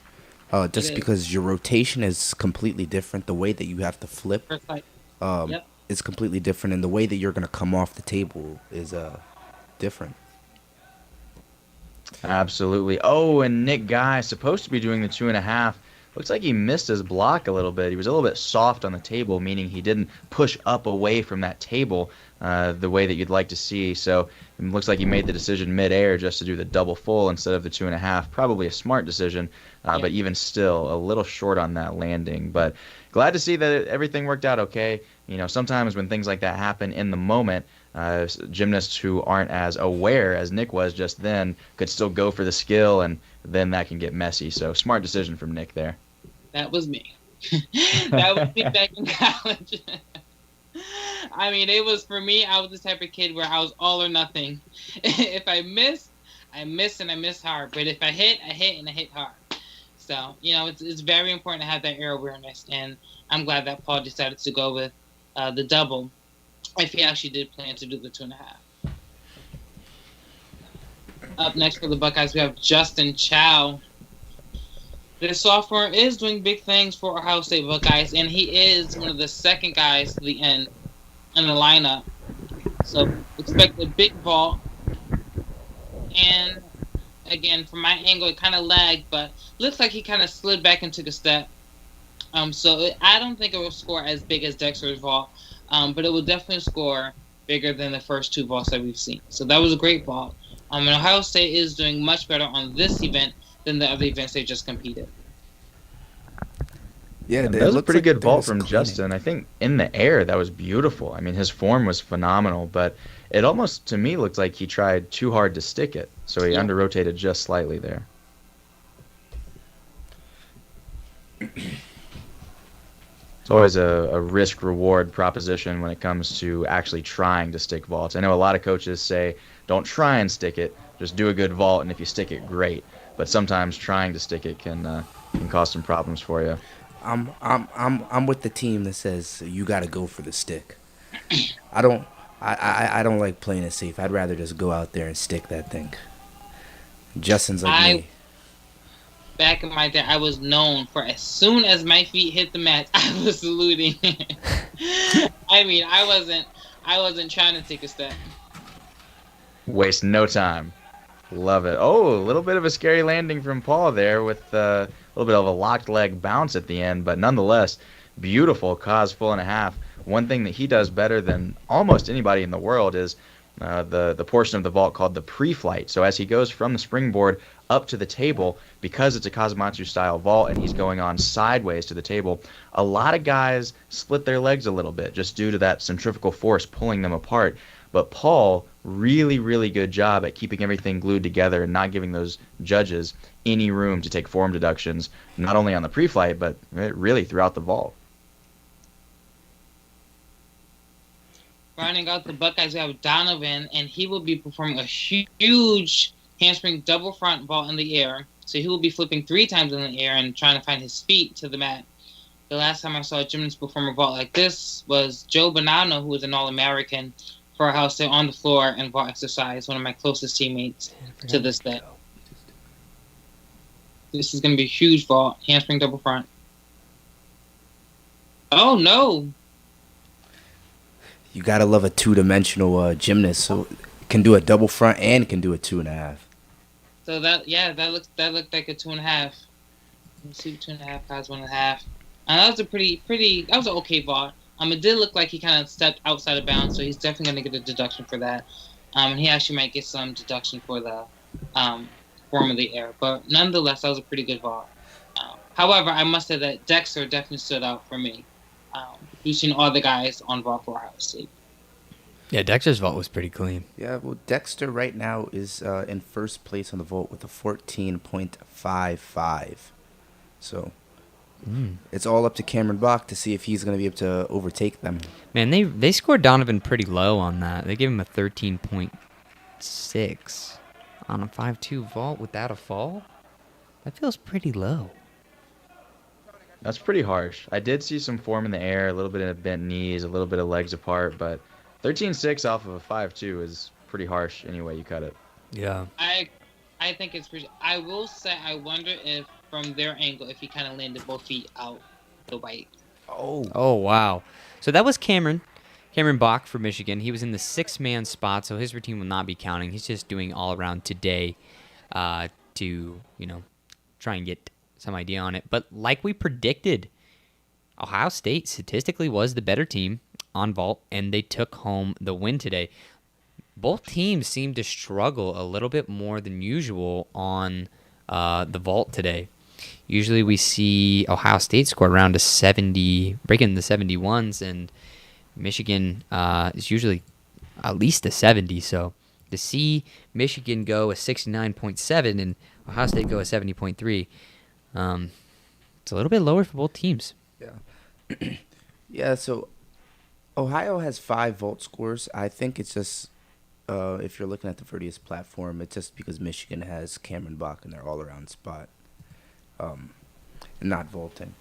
But, I mean, you could see the straw poll actually did not predict the correct winner. Dexter Rocketeer is going to take first place on the vault today. So, big props to him. And, yeah, Ohio did end up taking the event title for vault. And they're going to start closing the gap just a little bit. Important to mention that going into these next 2 rotations, these are going to be crucial for Ohio, as these are their best 2 events, and it's their final 2 chances, also the most risky, to try to overcome Michigan. But taking a look at the event overview, we have Michigan scoring a 69.7 on vault, an extremely high vault score nonetheless, and Ohio just barely edging them out by 6/10 with a 70.3. Yeah, really good stuff from both teams, but we've seen them do even better. And the thing about Ohio State right now, they need to finish the meet strong. That was their goal coming into this meet. Michigan's goal is to go undefeated in the Big Ten, right? And so far, they're set up to do that. They're leading by about 6 points. But for Ohio State, remember, they need to get better every single meet in order to get ready for this Big Ten championships. And for Ohio State, that means improving on parallel bars and high bar. They need to be able to kind of pull themselves out of this rut after vault, get back in the zone here, and be ready to go and rock these last two events. It means so much to them as a team. If that's their goal, that's the main thing that they're focused on today, and that's the main thing that they want to walk away from, win or lose, right? You always want to hit your goal regardless of whether or not you win. Yeah. And I agree. I think as a former Buckeye, I know the team right now is just really focusing on just hitting every routine from here on out. Not necessarily to win, but just to finish out strong. They are missing a lot of guys from their lineup due to injury and other miscellaneous reasons. So with that being said, a lot of other guys are filling in that competition spot. And for some, it's a first. So I think this competition is really just getting that experience for a lot of the other guys. Like I mentioned a bit earlier, a lot of the guys in lineup are younger, freshmen, sophomore, with a couple of the upper senior class. So for the most part, I think this competition is very important to finish strong and just to keep that and gain that experience that they need. So now we're going to be looking at our first guy up, which is Miles. Oh, sorry, not Miles Miller. Sorry, not looking at the thing. Anthony. How do you pronounce the last name? Tawaf? Tofik. Anthony Tofik from Ontario, Canada. Canadian national So- team member, right? Absolutely. Yep.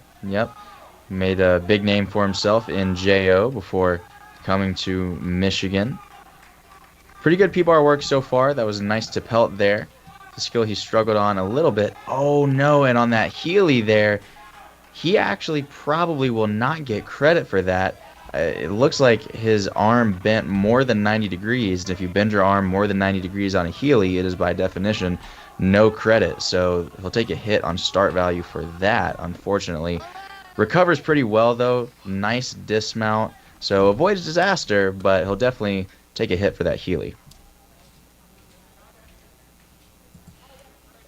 Yeah, I mean, we talk about it all the time on the network, how a Healy is a really big confidence skill. And I know you guys, actually, nobody in the call here today does P-bars but me. Or did P-bars but me. But a Healy is a really big confidence skill. It's not hard to do. I'm sure anybody out there that's watching this could probably do a Healy.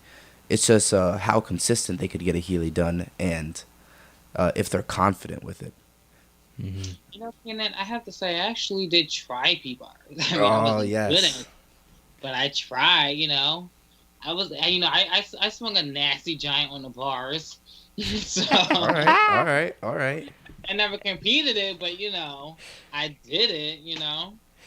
Yeah. But no. P-bars was one of my favorite events. I actually had a wrist injury my freshman year. Due to vault, actually.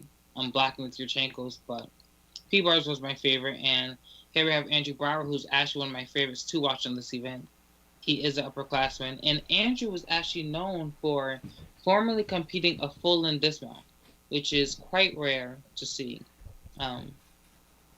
But again, he is one of the taller guys, so you can kind of see he bent his legs a little earlier as he was swinging down.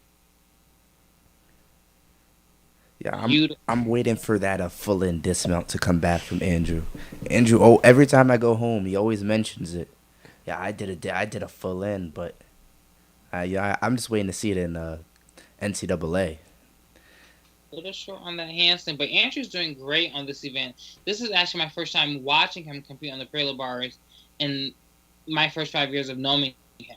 So, he almost stuck that dismount, but that was a beautiful step back. That was a beautiful dismount with the step back. And that was a great start for the Ohio State Buckeyes. This is the confidence they need. This is what they need just to finish out strong, which is, I know, their goal to doing this competition. Exactly. Yeah, so for the JO, Colin Stenger, I don't know how to address this question. A Healy is worth a D value skill, and doing it to upper arm is a C. In the JO circuit, Healy's, any above bar skill that was a D or higher got 2/10 bonus. So a Healy was actually an F skill, and a to upper arm was an E, which is probably why you think that they were rated the same. But yeah, to go to upper arm is a C. It's just 1/10 lower. You typically don't see people do it, but it does happen, and judges do give credit for it. Yeah, props to Ohio State for that first P-bar routine as well. Just the amount of confidence that they're swinging with really looks solid. This right here is Virgil Watkins. Saw a very unique mount, starting from the springboard, doing a free hip to handstand from that outside rail. It's a skill you normally see on high bar, and just got away with that to pelt. You saw him catch in that halfway pressing position and had a little bit of a bobble. Not a bad dismount there. He got a little ahead of himself. Tried to salute before it was time, but nice double front. A lot of amplitude on that. Pretty solid routine from Virgil Watkins. Look, I'm not gonna lie, bro. Michigan is good. That was like one of watching these guys is like I feel like I only feel this way when I see like really, really, really good gymnastics, and I remember feeling that way the first time we casted Stanford. You remember feeling that? I'm feeling the same way. Like they're just so good. Like every guy on the whole lineup is just so good. So then, what do you think? And I want to get the casters' opinion, and then also if you guys in the chat want to type it out, what do you guys think is going to happen when Michigan goes up against OU, and then Michigan also goes up against Stanford? I think they got OU for sure. I think they got OU. I don't see OU being as strong as they were 2019. Honestly, like them losing Ewell. I don't want to say Ewell is their whole team because he's not, and OU's an amazing team. Don't get this the wrong way, but after I saw OU tie Stanford at home for OU, I was like, Honestly, clip it and throw it in the gym vid. A lot of people have been using my words in their gym vids. Yeah, I don't think OU has recovered since losing Ewell. I don't think they've recovered since losing Levi.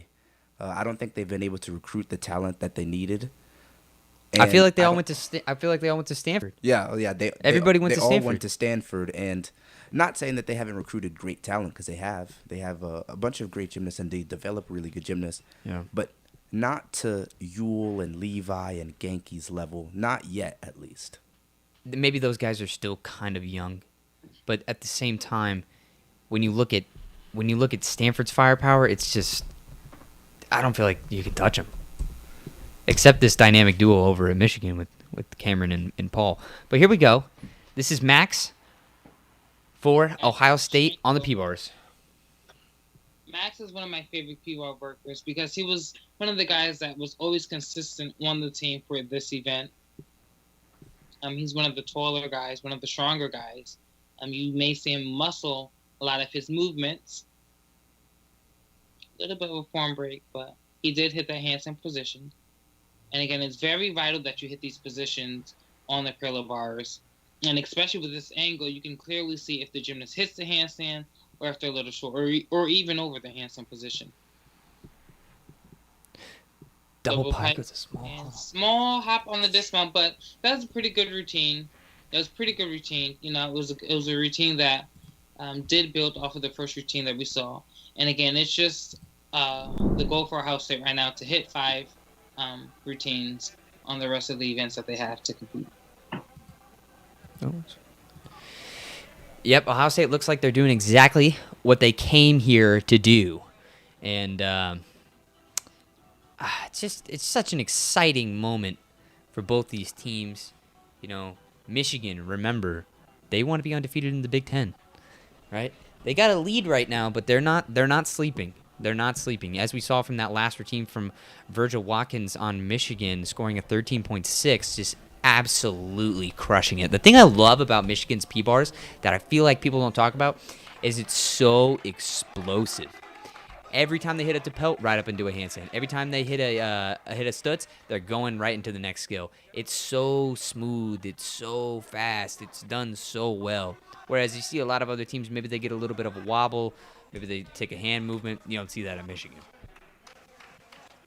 And speaking of explosive, I hope Evgeny is doing the routine, his full difficulty value routine, because he has some explosive skills just like that. Peach half done as about as well as you can do it. Peach handstand again. I don't have any deductions on that. His arms were locked out perfectly. Absolutely flew up to the handstand. Bobzar traveling from one end of the bars to the other there. You can see why Evgeny was ranked as one of the top recruits on this event out of Ontario, Canada. Another to pelt there. Just so much power. Stutz handstand.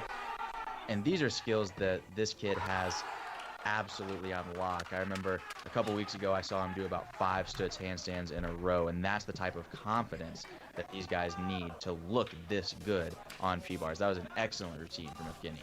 So is Evgeny is a German national team member, right? I believe so. Yeah, I remember when he committed to Michigan last year. I remember looking at some of his stuff. Absolutely beautiful P-bars work. As we just saw, that was. I mean, he did basically everything in his routine. He went under the bars with Bobzars and Pelts, Peach half, skills that you never really see in an NCAA routine, and to finish it off with a really good dismount where I think he should have got the stick for it, but I'm sure he'll be kicking himself for that. But yeah, Evgeny is an extremely, extremely good gymnast coming out of Germany. I think some of these guys need to use Paris's technique of hit the ground and salute. They're wasting too much time. That's why they're not getting those sticks. Yeah, I agree. So I do know Evgeny's from Canada. I just also believe that he is on the German national team as well. Jake Bonnet. But yeah, I'm seeing a lot of Stanford guy NCAAs. I don't know about that. Michigan's putting a good case, but let's look at these routines right here. The next guy up for the Buckeyes is I believe Justin Achow. Yes, and my view is kind of lagging a bit, so bear with me. But Justin swings beautifully on this event. You can really see the extension that he has and his beautiful body positions, extremely beautiful toe point. That was a beautiful Diam. And again, Justin's only a sophomore, so he's still very young. This is only his second season as a collegiate gymnast, so he definitely has a bright future ahead of him. Yeah, the sophomore out of Georgia. See if he can get this dismount here. Nice double pike. Not quite, takes a small hop, but regardless, I would be very happy with that. That's probably about a 1/10 hop there. And Justin's highest score of the season on parallel bars is a 13.7. He doesn't have the biggest start in the world, but that was a pretty clean set. He might be giving his highest score a run for its money. So we're going to kick it back over into Michigan and get jumping here on the next couple of guys. All right, sorry. Evgeny is on the Canadian national team. I'm getting a lot of text and DM saying that he's on the Canadian national team along with Jake Bonnet, who's in the chat. So shout out Jake. Maybe Jake could give us some insight on what's happening in Canada and the international sense. As we're going to be watching a couple more of these routines. Yeah, but this is the guy to watch for Michigan on parallel bars. This is going to be Paul Judah. I got Paul Judah in here, and I got Cameron Bach in here. As you can see, both start ridiculously high. Both have scored ridiculously high, and they're currently ranked 2 and 3, respectively, across the NCAA. So those guys are no joke on these events. And kind of the reason why Michigan has been so successful this year is really due to Cameron and Paul. And you're going to see on this P-Bars routine just exactly why they're bringing over 12 points to this team. Exactly. Cam and Paul really anchoring all 6 events, and that Hanma just flew up to the handstand, no problem at all. A little short on that Peach, had to press it up a little bit, but Paul is so strong, he's able to do it. That Diam's so snappy with that twist. A lot of guys do that, and it's a little bit slower of a twist. Paul just snaps it around, makes it look so easy. And the bobs are there from one end of the bars all the way to the other. And his thing is he's just so clean. I mean, he really has an international gymnastics type of style. He doesn't have a lot of the common form breaks that a lot of NCAA gymnasts have. Big double front dismount here. Yo! And it almost gets the stick. That was like a perfect But routine. nonetheless, I mean, that double front he was doing the second flip at bar height. So regardless, 1/10 small step on the landing, but huge dismount to end off a huge routine. Brandon, I thought he was going for double front half. How high that dismount was. For real, yeah. He could have. He could pike it. He needs to straighten his legs out. So is he training an upgraded dismount right now? I've seen Paul do some crazy stuff. He's one of those gymnasts that loves to have fun. So I've seen him do double tuck half, double tuck full onto into the pit. I've seen double pike halves into the pit. He can definitely do a double tuck half out on regulation, but I don't know if it's worth it for the extra 1/10. But he's definitely capable for sure. Yeah, definitely. With that type of height, that type of rotation. And already landing a double front, I think a lot of people go to double front half because it's easier, actually. Easier to land. Definitely easier to land. I don't want to say easier to do. No. Easier to land. If you have the technique, though, like I don't see any problems with it. But this is our man to watch for Ohio State. This is gonna be Jesse Tyndall.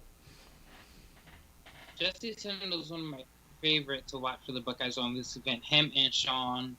Again, Jesse is a gymnast who had the two older brothers who were also gymnasts all at the same time for Penn State and Nebraska, respectively. And here, Tyndall is the last of the Tyndall boys competing for Ohio State. He strings. Freak. Man, he was going so well. I was just going to say he reminds me of one of my former teammates, Andrew Rickley, who was a phenomenal parallel bar worker for Ohio State Buckeyes. And huge dismount. That was a huge dismount, small step on the landing, but I mean that was skyrocketing. It looked like he almost halved out, at parallel bar height. So that was beautiful. That was a beautiful dismount. Small little breakage in the routine, but nothing to worry about. I know that Ohio State can definitely finish strong with Nyberger coming up to finish out for the Buckeyes. Yeah, Ohio State is doing. I think Ohio State's hitting their goal right now. They're doing some pretty good P-bars. Everybody's been above a 13. We've seen no major breaks. We've seen no major falls. So good stuff out to them. On terms of Michigan, we just watched that huge routine from Paul Judah, put up a 14.2, putting him in the event lead here. He started out at 15.7. And we're going to see big man on campus, Cameron Bach, get ready to go here. I'm going to throw this last overview up right before he goes, just so we can kind of get an idea. Cameron does an absolute massive routine. He starts at a 16.0. His highest score this season has been a 15.55, and he's currently ranked number 2 in the NCAA. So anything can happen. Let's get it, Cam. Absolutely, and this is a huge routine. You just saw that 16.0 start value or maximum possible score, so it is just jam-packed with difficulty. And one thing Cam is really, really good at is what you just saw. That Hanma, a little too far back, he's able to cover it up so well because like we talked about earlier, he's really a strong gymnast for an all-arounder. Nice release move right there. Oh, and too bad, has a fall on the Healy. We've seen a few mistakes on that skill today. So he won't get credit for the Healy, and they'll probably count that as a fall on the apparatus. I don't think he sold it as a Healy to upper arm, so they probably will take a full point off for that. Nonetheless, though, such an experienced competitor, he's able to just continue on with his routine. And that's the most important thing when you have a big break like that, is to just control the bleeding and make sure that no further damage is done. But he's so good at that, just from the sheer experience that he has. So finishes up pretty nicely. And again, same thing that we talked about with him on Pommel Horse. Because he starts so unbelievably high, even with a big break like that, it still won't be a terrible score. That'll probably still be somewhere around a 12.5, maybe higher. Yeah, we've seen a lot of mistakes on that Healy recently. It is a tricky skill. It is a tricky skill. I know a lot of people in the chat were saying Healy equals easy. No. It's Just Steven Nedorosik was saying that in the it's- chat because Steve, the only thing he can do on P bars is a Healy.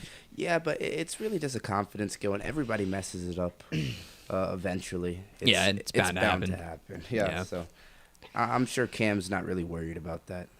It's not really something that he's going to go in the gym and do 15 Heelys tomorrow about. No. He's probably going to do his normal one and get off. Yeah. But Steve, if you're still here, if you could send me a clip of you doing a Healy so I could put it up, that'd be really cool. My fantasy gymnastics league, yeah, I think that is going to add a lot of a new dimension to NCAA gymnastics. Hopefully, we can get in contact with them, or they can get in contact with us, and maybe we could have some collaboration with them. Maybe even have those guys come on the stream and do some analysis for us. But yeah, definitely everybody shout out them and go check them out. They are doing some fantasy gymnastics. But this is our final guy, so I want to give it to Paris for Sean Naybarger's routine. Sean Nyberger, also known as my prodigy. And he comes down. Well, Wow, he just got off the bar. yeah, It's got he coming did down. a peach, and it looked like he didn't get immediately to handstand, and then his giant looked like he slipped a little bit and hit his legs on his moy, which is kind of funny because Sean Nyberger is actually pretty short. I'm surprised. Yeah. He couldn't get his legs through. Yeah. Yeah. I just I don't think that was You the know, best I decision think- there, getting off the P bars. Best decision. And I have to say again, I just think that mentally to be competing on a Wednesday, who has a competition on a Wednesday, in the Yeah. sport of gymnastics, and just with all the circumstances that the athletes are, that they have to go through because of the current world events, they're going through a lot. So just to be, to somewhat be mentally able, to do these routines and even, going to the gym every day, it's a lot. But he's picking up really well. Beautiful giant. Beautiful. I mean, it doesn't even look like, he just came off the bars. So he's recovering very well. Oh. And almost pinged off in that dismount, but he makes it to his feet, double pike dismount, step on the landing. So that wasn't, I'm sure he's not going to be happy with that routine. But nonetheless, he got back on the bars. He did what he had to do, Yeah, and he finished his routine. yeah, that was a pretty good routine. Yeah, and to be able to walk, after a competition or after competing, it means, ultimately you didn't kill yourself. So, you might have one more event on the high bar to go. Yeah, one more. Yeah, That- good day. I want to just address the chat real quick. Yeah, thanks. Isaac has put in a lot of time and effort. Isaac does the graphics right now, those singular graphs that you see. So definitely thank Isaac for that. He did a really good job with the graphics, and I think it actually adds a pretty nice level to the stream. So, we can definitely think about bringing the live start value back. We're going to have to work out the logistics because the way that we had it set up the first time wasn't necessarily the best.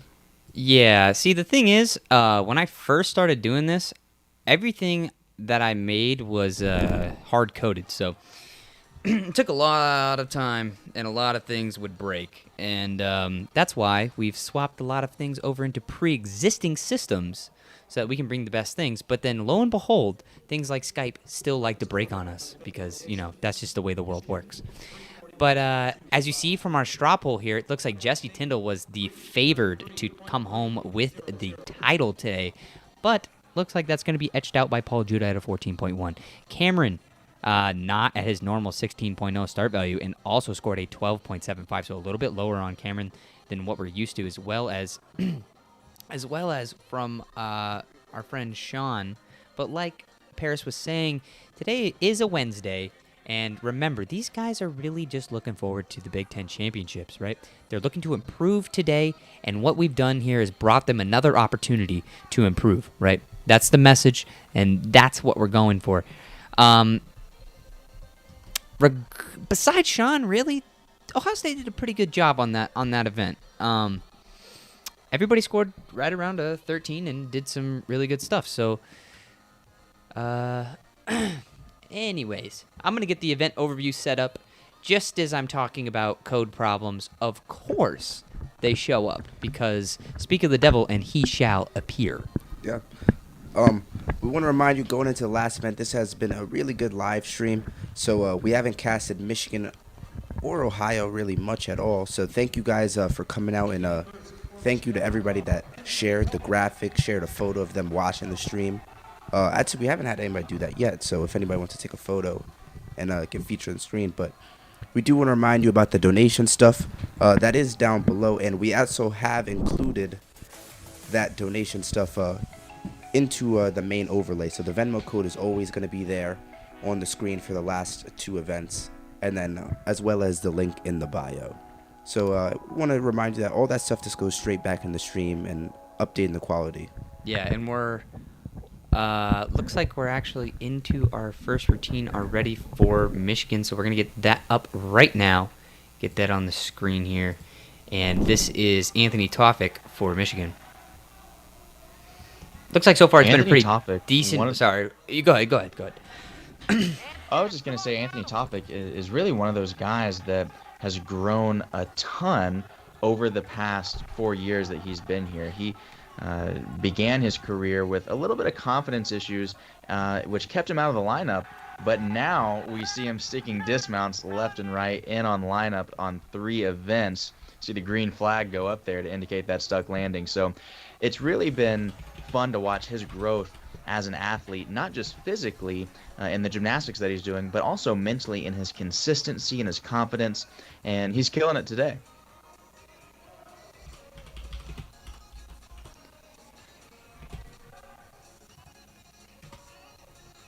All right, looks like we got the high bar straw poll up in the chat now for you guys to be able to go and view it. And looks like our first guy up on high bar is going to be Donovan Hewitt. We saw him struggle a little bit on vault, so I'm sure that he's coming back out here on the high bar looking to absolutely dominate. And again, Donovan is the first guy up for the Buckeyes, so it's important that he puts up that routine that the team can build off of. But nonetheless, I'm sure the coaches wouldn't put him in any position that he's not ready for. So be ready to watch good routine, because I know Donovan can do just that.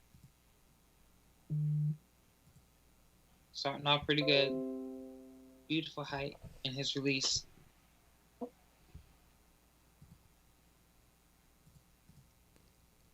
And again, Donovan is moving much better than his previous event that we saw him on earlier on the steel rings. Beautiful swing. And Donovan is one of the shorter guys. So if he's swinging, he can definitely swing. And he's doing a great job here. Here he is preparing for his dismount, hoping he can stick.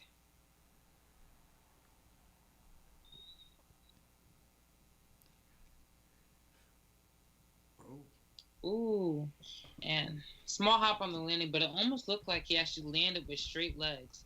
So I'm glad his knees are okay. He looks to be chairing, so nothing to worry about. But landing lock leg definitely is something serious. So it looks like we just got our first picture in from my good friend and my other good friend, Brennan Pantasis and Steven Netarasic. Looks like they're watching the stream over at Steven's house. So shout out to my boys. Appreciate the love. Appreciate the support. They're like a block away. Yeah, I can actually see them out my window. That's how close we live. But yeah, that's awesome. Thanks, guys, for doing that. And to the other people out there that want to be a part of that, please send us pictures. It is pretty fun to do that. So thanks for that. But looks like we're going to switch back over into Michigan. And during that time, Psych has also sent me a video that I'm trying to get loaded up here. So once we get that put up, you guys are going to see some pretty cool shots. I would love to see that. I know Psych used to stick those vaults like clockwork. I don't think I ever saw him miss one. So this right here, though, is Thomas Paul. Again, we saw him on the rings, 5th-year senior, and that was a great jam handstand. You know, on high bar, those judges are really looking for the angle deductions. Everything has to end in a perfect handstand, so they're paying attention to those angles. And again, a great angle on that top half as well. That's one that I'm more accustomed to seeing a little bit over the bar, but that one done just about perfectly to handstand. Nice Tkachev work here, and you can just see the amplitude and the form Tom is one of those guys that really subscribes to the philosophy of don't try and do too much with start value, just do clean routines, get a high E score, and score well. And I think that philosophy will serve him very well on that routine. I didn't see a lot of form breaks, and the amplitude on all of his releases was phenomenal. His angles were great, so that should be a very high score for Thomas Paul. Yeah, that was a really good routine. His Tkachev's dipped down a little bit low for my liking of what I think a typical Tkachev should look like. But he did a really good job in the front part of his Tkachev, pushing his chest forward to get that really nice rotation to make it a good Tkachev. I mean, everybody's tap on high bar has slight altercations. And if you ever see, for the viewers, if you ever see me like duck in the chat, it's usually because the release isn't really, the tap isn't done the way that I would tell somebody to do it, but to each their own. Every gymnast has a different way of doing it, and Tom figured out perfectly. I didn't really have any deductions on his straight body or his straddle. Yeah, but this is Max for Ohio State. This is our guy to watch for Ohio State on the high bar. Beautiful height on that release. My camera seems to be lagging just a little bit, so I may be behind, but Beautiful Kovacs coming out there from our man Max. Let's see what else he's got in store here. Beautiful Tkachev as well. Absolute class act coming from Max so far. Beautiful work, beautiful lines, beautiful jam there as well. Really good German giants over the top, or eagle giants, whatever you want to call them. Goes right back up into a beautiful Stalder. Perfect handstand line there, and then let's see him crank around for a dismount, laid out half in, half out, with a stuck dismount. Cannon, give me a flag right now. Give me a flag. You see that pop off? You see that pop off? That was the dismount that they needed. That was the dismount from singer Max Andrushenko. Just to see his growth. He was on the team when I was an upperclassman as a freshman. So to see him in this position, to see how consistent he is on this event, it is definitely nice to watch. It is. And that was, if I'm not mistaken, I think that was the first stick from Ohio State from the whole competition. So that's big. One of the last guys up on their last event, Ohio State is finally getting their first stick. Yeah, better late than never, right? It's always better late than never. Yeah, Ohio State just hasn't looked as sharp as I've wanted them to look today. I think, Michigan is running off with this, and I don't think Michigan's really going to let them come back to this. Anything could happen in high bar. Anybody has one meltdown. But, yeah, Ohio State has not looked as sharp as they wanted. They didn't have very good landings. They've had some troubles on some skills, and I think Michigan has capitalized on their mistakes. And this here is sophomore Adam Wooten. We talked about it a little bit on floor, how powerful of a gymnast he is. Watch this giant layout to Tkachev. That one made me jump a little bit. I was afraid he was going to be a little far from the bar. Big connection here. Tkachev straight into the Tkachev half. Big connection. So he will get bonus points for connecting those two release moves back to back. But again, powerful gymnast, bigger guy, has a lot of muscle mass on him, so he can really bend that bar, and you could see it just launch him into the air. Stalter, that in-bar skill is a requirement. You have to come in close to the bar like that on at least one skill in your routine. Double twisting, double layout, small hop on the landing. Overall, pretty clean routine for Adam Wooten. And honestly, this is what I like to see from Michigan. It's just almost boring gymnastics in a way, and not to say anything bad about what's going on, because a lot of that was really exciting with the Tkachev connections, but boring gymnastics in the sense that they're just hitting routines over and over and over and over again. There's no drama about it. And speaking of no drama, that's how you stick a cause full, Mr. Syke Caesar. Yeah, we got the Syke Caesar video up. It's just a video of him doing 10 million double fulls and sticking them absolutely just like... There's one. When I said this as a joke, I didn't actually expect him to send me a video of him doing this. Also, a 7-year-old video. This video has already been made. Yeah, this is from, what was it? He released this May 7th, 2014. And another one. one thing about Michigan, they were known for their vaulters. One of my favorites from their team was former gymnast Meyer, Colin Anthony McCullum, good friends of mine. Oh, and just started his routine. That was sophomore Justin Chow from Ohio State. Looked like he just cannot get a good grip. His hands back on the bar after that release. Yeah, that was very uncharacteristic of him and uncharacteristic on high bars. You typically don't see people fall on a Yamawaki. It's usually the safer one to do. But nonetheless, Justin is a pro. He's going to be able to come back and, really do a good routine here. High bar is typically one of his better events. He scored as high as a 14.45 against Navy this season. So here he repeats that skill and starting to get set up for himself. Justin has beautiful lines on the sleeve, and he swings very well. A little short of that handstand coming out, but here he is going up for that was a big. massive casino. That almost looked. I almost thought he was gonna come off the bar, back up with the quote. Another one. Again, as I said, this is one of Justin's events. You know, he swings really well. Does some of the skills that you don't necessarily see all the time from some of the other gymnasts. So this is a treat for us to watch.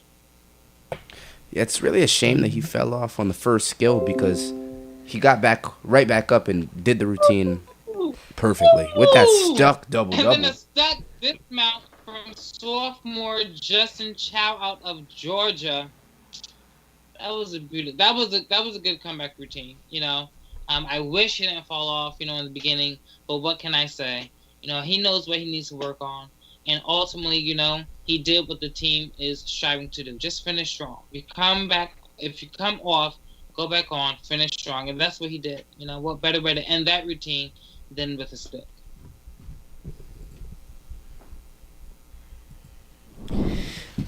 Yes, sir. We are moving over into the Michigan side. This is going to be Jacob Moore.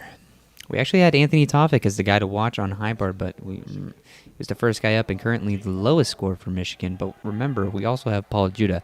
Honestly, Jacob Moore and Paul are both, I would consider, the anchors on high bar for Michigan. Both these guys can do amazing sets. Put their hands on the bar like magnets. Definitely. Jacob does a very unique combination to open up with. There's that Yamawaki directly connected into a Ginger. Not a skill that you see too often in men's gymnastics, but done pretty well. Slight form break. Again, there, slight form break on the top half. Just needs to work on keeping his legs together and just really focusing on those little form deductions. But overall, pretty solid so far. Little swing sequence there where he goes back and forth. The blind change right back into the pirouette. This is a big dismount, layout double-double. Justin just stuck it for Ohio. Not quite for Jake. I saw him stick that last weekend with authority. Stuck it about as well as he could possibly do it. But no stick for him this week, but nonetheless, very solid routine. Again, no drama, no fuss. Just hitting routines one after the other. That's how you win championship meets. So this is great practice for the Wolverines right now. All right. Well, as we're getting into our final couple routines, I want to say thank you guys to everyone that's here. I know people start to leave towards the end, so I want to say thank you to everyone here and a big thank you to the guests as well. But our who to watch for high bar, we have we already seen Max Andershenko, but now we're going to be looking at Jesse Tyndall, 15.4 start value with a high of a 14.15. Should be really interesting. He has really big releases. Yeah, Tyndall is definitely a treat to watch on this event. I've probably said this 1,000 times tonight, but he's one of my favorite Buckeyes to watch, especially on the swing events like the high bar.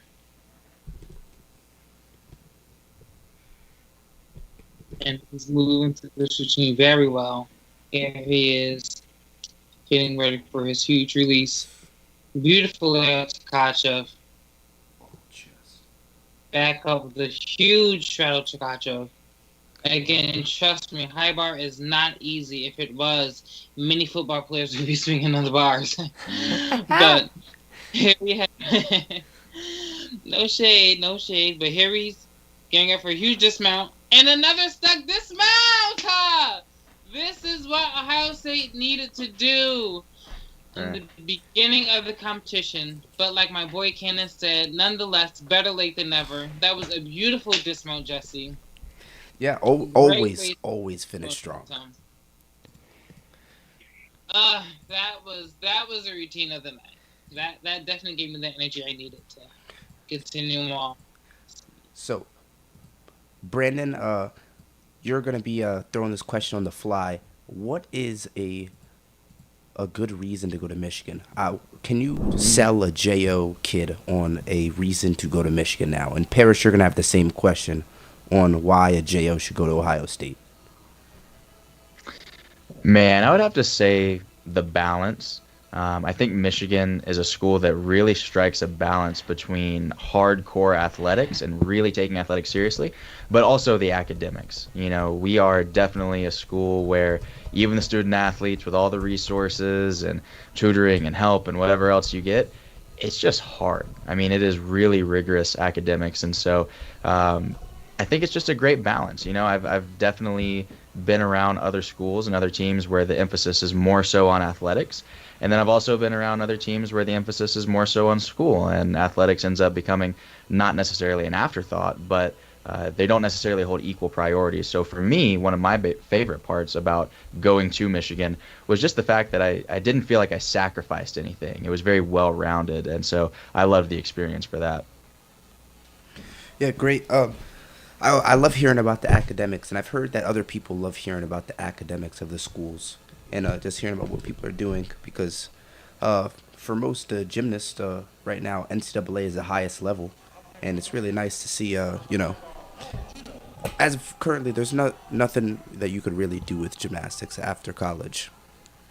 Hopefully that changed in the future, but it's really nice to see that people at Michigan are over there taking care of their academics first, and there's just as much of a priority. But let's get into it. This is Paul Judah. Absolutely. Definitely a man to watch. Opened up with that Yamawaki big release skill right here, the Kovacs, and that was huge. You saw just the amplitude on that, miles above the bar. Again, that was a double backflip over the bar, recatch, and then again the Tkachev connection there, layout directly into the straddle.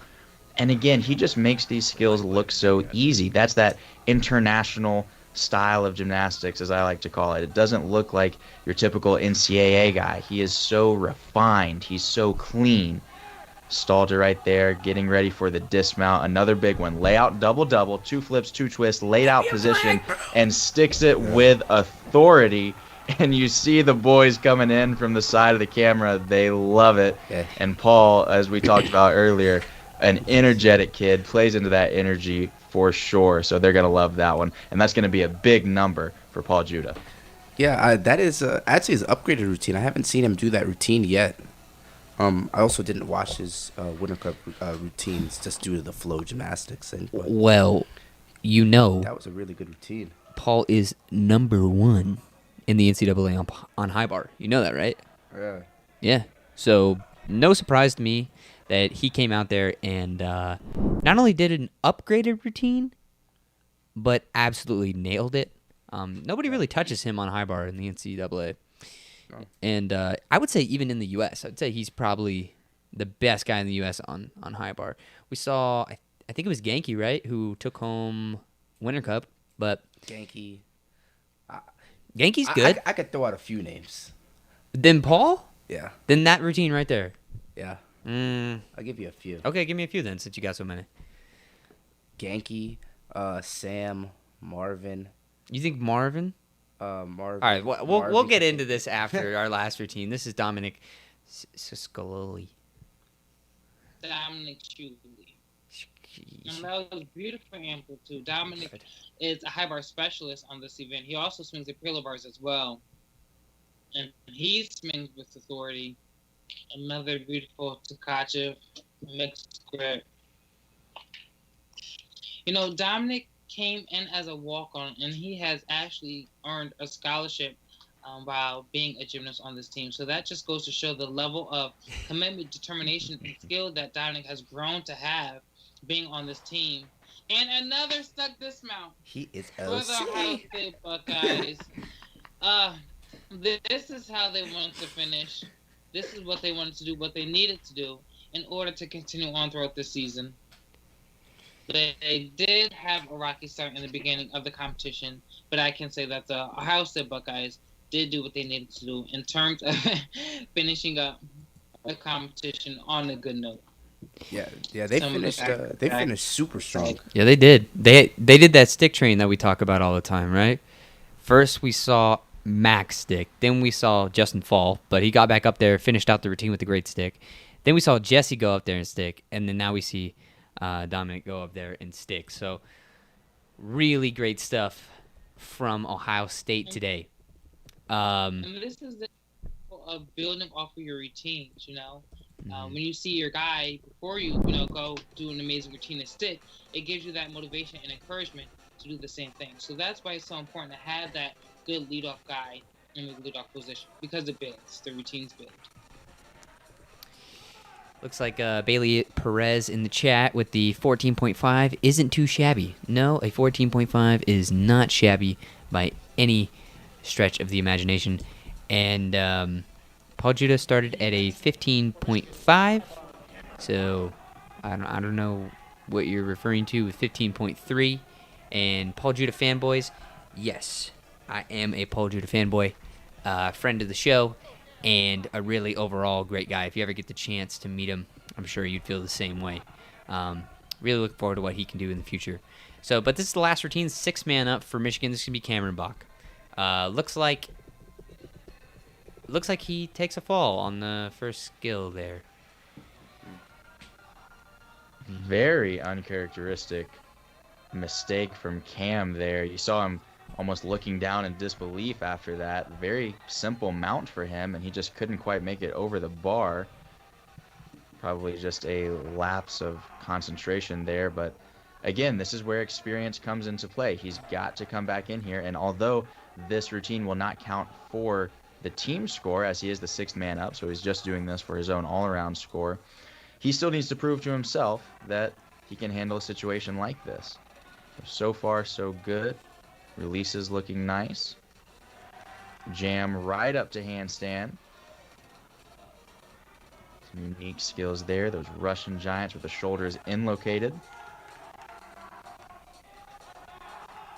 Stalter and getting ready for the dismount again. Another double-double. 2 flips, 2 twists, and a fall at the end of that one as well. Very uncharacteristic for Cameron Bach. He'll have to brush that one off as he moves into this weekend competing at Penn State on the road. Yeah, that was a really good meet. That's gonna be the end of the meet here. So we're gonna get the event overview up for you guys, and I just want to say thank you to our viewers and thank you to our guest. You guys did a really good job at commentating the meet. We tried a different format, letting our guest do some of the primary commentating, and me and Isaac kind of just sitting back for a little bit. So I'd really like to know some of your feedback in the chat for anybody. We got some feedback throughout, and we've had some really good chat engagement this stream. So I want to say thank you for that. But if you guys have any feedback to make the stream better, we'd really appreciate that. Paris, I want to give you your time to also explain to somebody why they should go to Ohio State while we throw the event overview up. What can I say? Working in New York, sometimes I don't know if people are screaming for my attention because they know the work I do in the fashion industry, or if they're screaming my attention because I'm wearing Ohio State. Everywhere I go, whether it's the airport, whether it's a restaurant, people recognize Ohio State because it's a university with not only great academics, but also athletics. And as a former gymnast, I can say that one of the things I loved about the team was that the head coach, Rusam Shetipo, he's a coach with the heart of a father, and he was someone that molded more than just gymnasts, but molded young men. Ultimately, there's going to come a time when we can't do cartwheels anymore, and we have to go out into the real world. And I can say that Rustam, he helped shape us and prepare us for the real world. And that leads into the academics. While I was a gymnast, I had phenomenal opportunities like interning with ESPN, working with the Big Ten Network as a journalism student. And this is something that not every university has. Again, I did transfer from the University of Nebraska my freshman year, so that's something I don't tell many people. But I am a Buckeye. After I graduated and walked across the stage, I became an official Buckeye. But again, it was just an opportunity. They had phenomenal academics, many majors, some majors that a lot of universities don't offer. And then again, the athletics, from the gymnastics to the football to the basketball, it's the Ohio State. It's the reason why people say the University of Michigan and the Ohio State. Yeah. So, it's a great university, and I'm just very proud to be a Buckeye. Well, thank you for that. Yeah, Ohio State is a really good university. I thought about going there. Things didn't really work out, but I definitely had that in my sights. But before everyone leaves, I do want to remind you guys that we do have the donation stuff down below. Financial support currently is what we are lacking in terms of making the stream better. So anything that you guys could to give to us would really appreciate it. All goes back into the live stream. And for the viewers that have been watching the stream, you guys can clearly see that we're not doing anything nefarious with your donations. It all goes back into the live stream. So we have the link in the YouTube bio. That is through Streamlabs. And then we also have the Venmo QR code up on the screen. So our final total for the event overview goes to 408.25 from Michigan to 397.85 from Ohio State. So about an 11-point deficit there. So sadly, the Buckeyes are going to fall to the Wolverines. And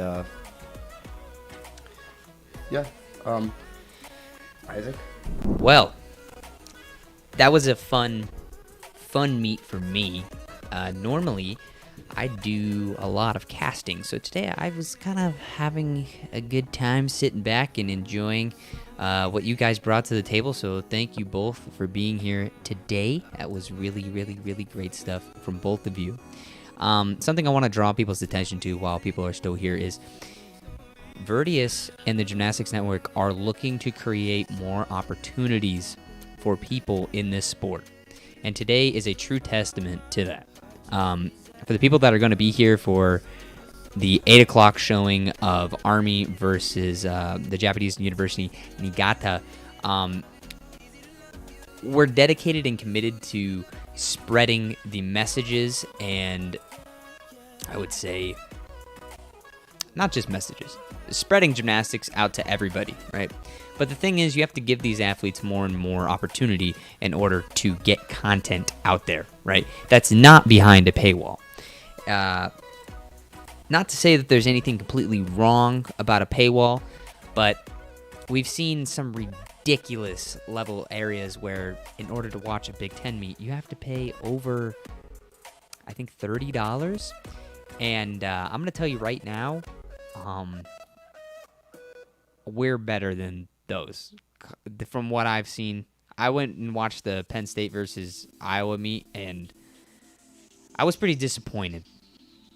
So I'm pretty happy that we, so far, I feel like can bring a pretty good stream to you guys. And that's all through the power of Verdius and the hard work that they do, as well as the hard work that we do with our commentators and prepping the show for you guys, bringing new graphics, bringing new ideas, bringing new stories, and obviously the connection with the athletes here is really unprecedented. And it allows us to really move into new areas that have never really been kind of explored before. And we're having a lot of fun doing it. It allows us to really engage kind of with the community, whereas I feel like a couple of years ago, or really ever, you can't really interact with a TV program, when you're watching, let's say, the Big Ten on TV. Like, yes, the production quality for some of those things may be higher, but as of right now, from what I've seen on the men's side, it's not. So we're here to bring that and do as much as possible, make it the best experience for you guys. And today was really a stepping stone for that with our great guest commentators, both having experience working with the Big Ten.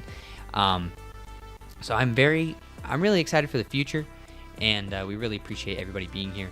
So hopefully in the future we can get some merch or something for you guys to be able to go out and purchase. We love donations, but simultaneously we are looking for other revenue streams because remember, the Gymnastics Network is a network. It is a business. We are looking for other things.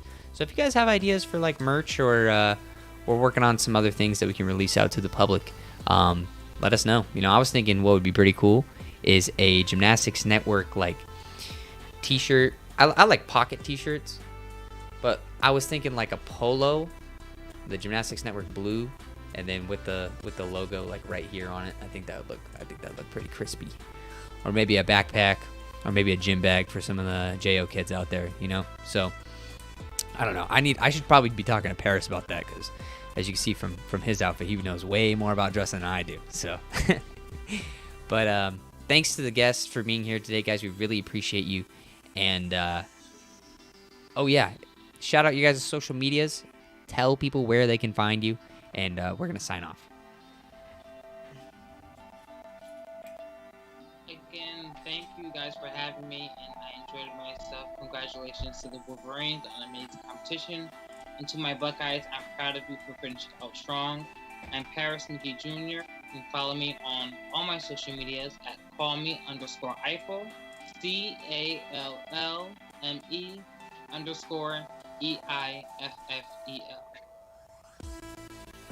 Yeah, definitely a great competition today. Thank you so much again, Isaac, and everybody at Gymnastics Network for putting this on. Thank you for everybody for watching. This is a phenomenal program. You can follow me at IamBBurns on Instagram and pretty much all other social media. Alrighty, well, thank you both for being here, and thank you to the stream. We start another stream in 50 minutes. So if you want to hang around, you can hang around. We're just going to keep it rocking here. I'm actually going to do a small bit of prep. I'm going to get some food and look at some more of our graphic stuff that's set up for the next stream. But thank you so much for all the fans that showed out today, guys. Means a lot, and really excited for the future of what this can be. So